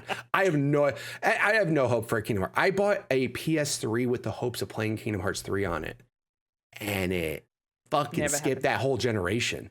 Yeah. It skipped the whole. All they did was 1.5, 2.5, those. Yeah. 3 didn't even fucking come out until PS4. I'm like, well, I'm glad I bought a PS3, because that was back when Square was like, this is only going to be on PlayStation, right? And then Kingdom Hearts 3 ended up coming to Xbox. I'm like, cool. I'm very fucking glad that I bought a PS3 for what again? Like what? The main reason I bought a PS3 is eventually Kingdom Hearts happening. That was the main reason. Again, yes, there's other great games on PlayStation 3 that I did play and I did enjoy. But my initial why am I putting money down for this box was Kingdom Hearts 3. And it never even fucking came out for it. So whatever. I don't even remember. I didn't even get through very much of 1.5. Yeah. So 1 and 2 are like the ones that like by themselves could kind of make sense. But then there's just there's like 3 DS games. There's a Game Boy Advance game. There's this spinoff and this spin. Yeah. Yeah. No one understands the story of that. The guy who did the story is just making the shit up as he goes. There is no fucking script at all. He's just like, fuck it. That person's a copy of that person. Like, what are you saying? Like, I don't even know what you're talking about right now. Oh, I'll get off my Kingdom Hearts rant.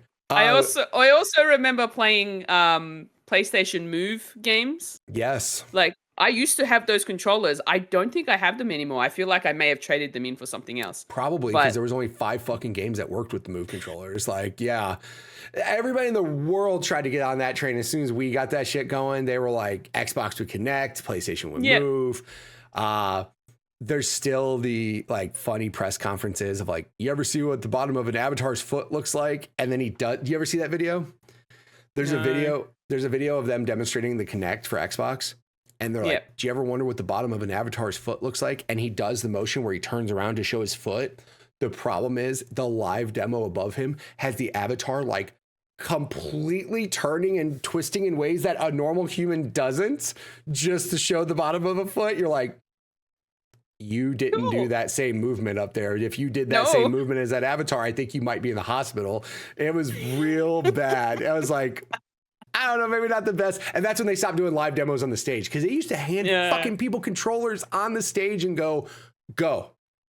And I'm like, they don't do that shit no more. No. Because there's too many tech issues that could happen that make you a meme immediately. Yep. So, yeah. So you obviously, like I said, you're an adult, you're making adult money. So then you started going into, you pay, like now you're fully into gaming, obviously. You're on a podcast about gaming. Look behind you. There's a lot of games. Like, is this pretty much now main hobby? This is just the thing you care about the most? Like this is your number one hobby, you would say then? Yes and no, in a sense. So I also play ice hockey. Nice. Yeah. That's why Sean asked you to be on the podcast. It all makes sense. I love hockey. There we go. Yeah. And it's weird because every time I say that I play hockey to anyone, really, they're like, oh, field hockey? I'm like, no, ice hockey. I get pads on. What? I hit the shit out of people. Like, oh, okay. No, that's like, awesome. That stuff's violent. I'm like, it's fun. It's violence. It's a sport. Shut up. They act like you're going out there stabbing people. It's not violence. You don't come back hoping to live every day. Like, it's not violence. It's a sport. The level that I play at really intermediate levels, and we're actually not like allowed to really. Yeah, not. Right. I mean, there is contact, but no hard contact at all. Like, we can't board each other. We can't check or anything like that, because then we'll get penalties and get sent off. So I'd rather play it safely, you know? I just like how, exactly. They're like, they immediately think you're getting checked and getting fucking flipped upside down and fights are happening. And it's like, you bump into 200 yard, you're like, I'm so sorry.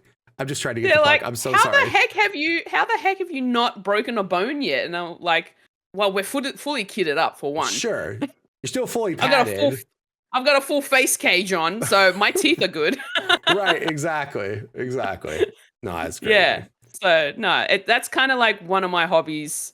Gaming at the moment is, I think, the one thing, apart from watching shows and movies, gaming is like the main hobby at the moment. Right. But growing up, it was just really hard to sort of juggle wanting to have a social life and gaming. Right.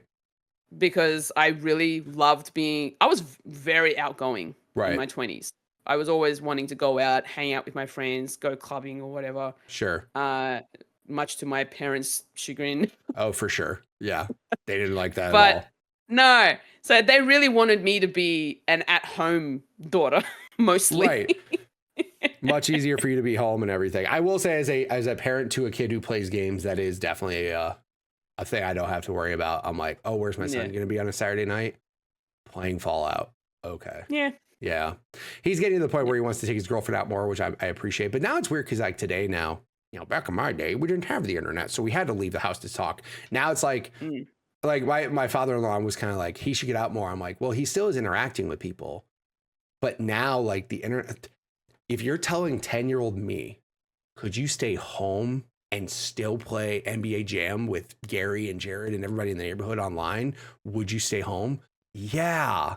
It's just easier. Like, sorry. But back then we didn't have a choice. I had to leave to go play Mortal Kombat with them. I had to go to their house and hang out with them. So it's like now that social aspect. But the thing is, you still want your kid to get out so they're not just fucking completely awkward in public. I mean, exactly. You can't just fucking sit inside all day. But I mean, they're getting social interactions at school, social interactions at work. So, I mean, they are getting that. But now it's like, oh, I want to hang out with my friends. They can go hop in fucking Fortnite, GTA, Fallout, all 900 games they could go hang out in because now they're like a social gathering type of deal, right? I mean, me, for example, I hang out with my friends playing video games, right? I have two of my friends that live within 15 minutes of me. I see them once a year when one of my buddies comes in town for a dinner. I don't fucking go hang out with them usually, but I hang out with them every weekend. We play games together. You know what I mean? And I know about their lives and stuff. But for I think when you're younger though, get out of the house and go do shit. Like, I really loved doing that, and especially growing up as well. I played a lot of sports when I was growing up. Right. I did swimming. Like I went swimming classes. I played a little bit of netball, which I hated, and then Taekwondo came into play because my cousins were doing it. So they were like, "Why don't you get?" To my dad, they're like, "Uncle, get Fulya and Sal to come," and I'm like, "Okay." So my parents sent me off to do martial arts, and so I was loving Taekwondo, to be honest. That's my awesome. sister, not so much. She's like, "Can we just not do this shit, please?" And then she ended up breaking her ankle, not at Taekwondo, doing something I was gonna else. say that's a big reason why she wouldn't like it. Fucking wreck her ankle. No. So she ended up breaking her ankle, and she couldn't go to training anymore for a while. But my mum was still taking me to training because I still wanted to go. And I got to a point where I'm just sitting there, just like pretty much. My sister was just sitting there, just watching essentially because she had to come with us. Right. I got to a point with Taekwondo that by the time I was 16, I was one below black belt because I really loved it that much, and I kept going, and I competed in tournaments a few times. But the year when I was 16, my mum wanted to go to Turkey, so she took me and my sister with her. We were there for about a month, maybe less than a month. And then we came back and found out that the club that I was going to had gone bankrupt. Oh, geez. Well, just like that. Just like, rather quickly. It just very quickly. They closed down. They closed down the club, and I'm like, oh, okay, cool. Okay. So I ended up not doing Taekwondo in my senior year of high school. Right. And then maybe a year or two after I had graduated, I was like, I still have that itch. I want to go back. So I found another club. There you go. Went to their club, and they were like, oh, let's see how much you remember. And then I started going to classes, and by the end of that year, I ended up getting my first Dan black belt. That's awesome. That is definitely. And then I stayed with the club for a few more years, and I got my second Dan black belt. But then the job that I ended up going into, I was working at the airport, and because it's rotating shifts and the airports you couldn't consistently go to class. I couldn't consistently go to class, so I had no choice but to drop Taekwondo. But I am still proud of the fact that I managed to achieve a second Dan black belt in Taekwondo. So pretty amazing. Cool. Could you test some of that on Sean at Extra Life? Because that would be pretty cool. just show a demonstration or two. Yeah. Make that be an incentive for Extra Life. Who Yeah, wants to see sure. Who wants to see Fulya beat the shit out of Sean for this much money?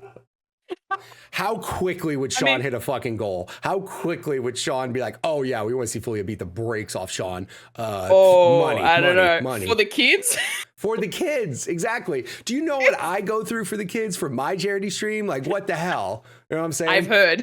Yeah, he can get beat up. Whatever. We'll throw it out there. I'll bring my boxing gloves and my like I got stuff. Like, yeah. So one thing that I should mention, Taekwondo is more of a self-defense martial art. True. It's not so much a attack, a fighting style. Offensive style. Yeah. No. But here's the thing: we'll have Sean swing on you, and you just do what you do naturally. You know what I'm saying? That's fine. Don't worry about it. I've been out of practice for over 10 years. I don't know if that's. I guarantee you would do something, and you would still do something to Sean that he'd be like, "What the fuck just happened to me?" It's cool for the kids, right? Yeah. But It's funny, I went from doing one violent sport, which was solo, to now doing a team violent sport. But it's not violent. You're not. Well, it's not as violent, no. Yeah. In nature, the sport at the pro level can be violent, but your level is just like, please don't hit me too hard. That'd be cool. You're like, yo, I got to work tomorrow. I don't want to be sore. Could you just not fucking hit me this hard? Yeah, exactly. It's just a bunch of people doing it casually. Bringing video games back into this, when I started learning how to play ice hockey, and at the time I also had to figure out, okay, well, now that I'm doing this, I need to pick an NHL team that I need to support and all that sort of stuff. So that was about the time that I was like, all right, let's watch some NHL games. I mean, it's very hard to get NHL games free here in Australia to be able to watch it. Right. So I kind of had to find ways of watching it, and on the Apple TV device. Yeah. Oh no, legally. Got it. Cool. Legally, great. Legally. Continue. So on the Apple TV device, they had the NHL app, right? And on that app, sometimes you would be able to watch some of the games for free. Right. It just depends on the team and whatever. Right. And I think there was one particular team that really caught my eye, and it was like, okay, cool. There was some Chicago Blackhawks ones, and I was watching some of those. I'm like, oh yeah, that's cool. And then there were some Flyers games. I'm like, all right, watch them as well. And then I came across the Blue Jackets. Bet Sean loves that. That year they were consistently winning, and they had a winning streak of I think it was 10 or 15 games that particular season. And I was loving watching those games, and I'm like, this is so cool. This team is amazing. And so I started supporting the Columbus Blue Jackets. And so and ever since then, I've been a Blue Jackets fan. Nice. But also around that time when I was learning to play ice hockey and all that sort of stuff, I was like, I need to get an NHL game. Yes. I need to play an NHL game. And I tried playing, what was it at the time? I think it was still PS3 maybe. And I ended up getting, I think it was NHL 15. Right. And I played a little bit of that, but it was like, oh yeah, it didn't really click. Some of those games, like the EA Sports ones, so 2K used to make them as well back in the day, and I really like the 2K versions of the EA games, and then they stopped making the hockey games, and now it's just EA that does the hockey game. It's fun, but also if you're brand new to the series, it's definitely it can be one, intimidating, or two, you're not doing as much cool shit to make you want to that game can get very deep if you really want to. My other group of friends who are from Ohio, that's what they used to play a lot together. They would get NHL and they played a lot together because you can get super detailed into the movement and there's so many things you can do. But as a person coming in brand new, it's there's some basic things you can do, but it doesn't click as much. Once you get really deep into it, it can click, but also can piss you off so fast. I remember that they would buy it. I wouldn't buy it. I wouldn't hate it. I just was like, I'm good. I don't, whatever. I'll play other shit. They'd get it within a week. What the fuck are we buying this game for? Why do we do this shit every goddamn year? They're just so mad at the game and they just stop playing it to the point where one of my buddies I still see playing it. but not the other two. They're like, yo, fuck that game. Yeah. I'm done. I'm not buying this bullshit anymore. It's the same bullshit. They just get mad. I'm just like, all right, man. Like, whatever you say. Yeah, pretty much. So I played. So now these days, you're like I said, Joe, you're playing everything. You're playing. Well, you don't have an Xbox. I have a 360. Okay, I'll take it. I had it, but I got told to buy a 360 from a friend because they were like, "There's these games on the Xbox that aren't on PlayStation." Correct. Yeah. So I was like, "All right, cool. There's some exclusivity here, so maybe there's something to it." So I ended up getting. I got a special edition 360, blue one. The blue one, okay. I got the blue one with the turquoise sort of lining and all that sort of stuff. So I was like, cool, it's my favorite color. I'll go with the blue one. We'll go with the blue one. And I ended up playing. What did I get on it? I've played. These are the games that my friend had recommended. Oh my gosh, I can't remember the bloody name. The Viva Pinata. Okay. There we go. Yep. That Viva Pinata 2. Right. Fable 3. And I think there was one of and a couple of Kinect games.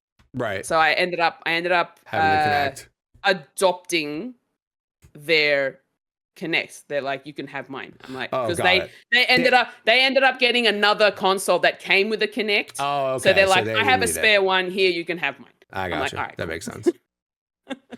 Yeah, I was gonna say adopting. I thought you were gonna say they got tired of their bullshit ass Kinect and they were like, no, let's have her experience it for the first time. Like that thing was cool for 5 fucking minutes. And then I was like, pretty much. I didn't really play much on it, to be honest. Good. Yeah. And then the one thing that I played on the 360 the most, apart from Viva Pinata and Fable 3, was Lego Dimensions.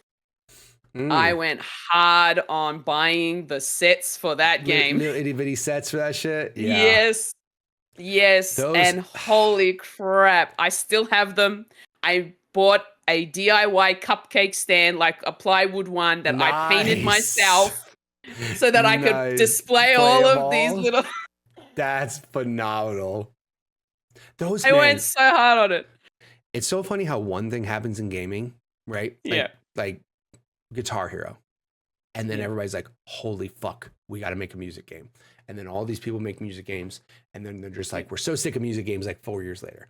And then Skylanders comes out and everybody goes, holy fuck, we got to do Toys to Life. And then like, fuck it, Skylanders, Amiibos, and the Lego Dimensions, and Starfire, fucking everybody does it. Disney had their version too. Yeah, Disney Infinity. Like, Infinity. Yeah, I did play a little bit of Disney Infinity. I do remember having like the plate with the characters and stuff. But I think I may have traded mine in so a did while everybody back. else. Like nobody has this shit anymore. Like, and I'm just saying, man, like that. It's so weird how like those trends happen, but then everyone and their mother tries to do it, and then it just gets to the point where by the time everyone and their mother does it, no one gives a shit anymore. They're just like, yo, you guys have flooded the market, and then eventually we're bringing Skylanders back. We're bringing Rock Band back. And they'll try it and maybe. So the friend that got me into the 360 was a massive Skylanders fan. Yeah. And they would collect every single Skylander character to the point where they had this box where you can put the characters in every time you collect them. You just chuck them into these little boxes. They got into that. They got into the Skylander swap, where you could sort of switch the top and the bottom halves. They loved Skylanders a lot. I played with them whenever I would go to their house. Right. Because I'd be like, I'm not going to buy them and collect them. That's not my thing. Yeah. That's a lot. So I'll play with them when it's like local co-op and stuff like that. But that's as far as I got with that. They were massive on Spyro as well. Huge Halo fan. Huge. They got me to try Halo with them. And like I played some co-op Halo on I think it was like I think it was a 360. I can't remember anymore. Right. But I don't know. I'm not one for FPS games. It's not my jam, to be honest. And I tried. At least you can play them without getting sick, like Fee. Poor Fee. No, yes. Poor Fee. I remember Fee when I first, she's like, Fee's like, I really want to support your stream, but you fucking play Apex and Warzone. And if I watch your stream, I'm just going to get sick. I'm like, I'm sorry. Like, and I get it. Fee doesn't like me. That's all she has to say. She doesn't have to make up things like she gets motion sick. It's fine. She doesn't like me. It's fine. Don't worry about it. It's so funny because like I met Fee a while back. I actually did an episode of this show with her. Yes. And we forgot we did that show together until we started doing the Xbox Drive together. That's how much we remember that. But I don't know why, but Fee's got a problem with me. If she has a problem with me, she should just say it. You know what I'm saying? Like, I don't know why you have to be mean on podcasts where I have to get litigation involved. It's ridiculous if you ask me, but you know, just be a little nicer, Fee. Just remember that. I hope you listen to this and I hope you hear that, Fee. If people wanted to check you out on the internet, where would they do that at? You can find me at FulishFuji on Instagram and X now. And X. You can also find me FulishFuji on YouTube and Twitch, where I stream. And a lot of the YouTube videos you'll see is going to be mostly indie game based because I love my indie games. And yeah, just if you want to find, because I also do podcasts and all this other stuff too, fulishfuji.card.co, and that's card with 2 R's, and that'll give you the links to everything, including socials and all that sort of stuff. And of course, we are part of Carpool Gaming, where we do, you know, she does the PlayStation Drive, I do the Xbox Drive. It's a crazy thing that we actually get along, you know, because yeah, I know, right? God forbid PlayStation and Xbox people talk and have normal conversations and not bitch about their consoles about the internet. But I digress. I have Xbox consoles. Like I have a Series S now, and that is my Forza machine. My favorite thing is I would tell you, you don't need an Xbox. You can just play games on your PC. But based off what you told me before this podcast, not the PC you got. Maybe one day you'll get that better PC and you can play some stuff there. So thank you, Fulya, for being on the show. I greatly appreciate it. Had fun. Thank you very much for having me. Thank you so much, Fulya, for being on the show. If you guys want to catch all of her content, you can find her on X at FulishFuji. I will have a link in the show notes to where you can find her all over the internet. Of course, you can also find her every single Saturday on the PlayStation Drive at youtube.com/carpoolgaming. Reminder, if any of you out there want to be on the show, be sure to send me a tweet at MitchPower1116, at GUG Podcast. Find me in Discord, find me live on stream at twitch.tv/MitchPower1116, or leave a comment on the YouTube video below. I would love to hear more and more stories. Also, make sure you like, subscribe, and leave a comment of your favorite part of the show below. Thank you guys so much. I greatly appreciate it. I will see you guys next month with another awesome episode. See ya.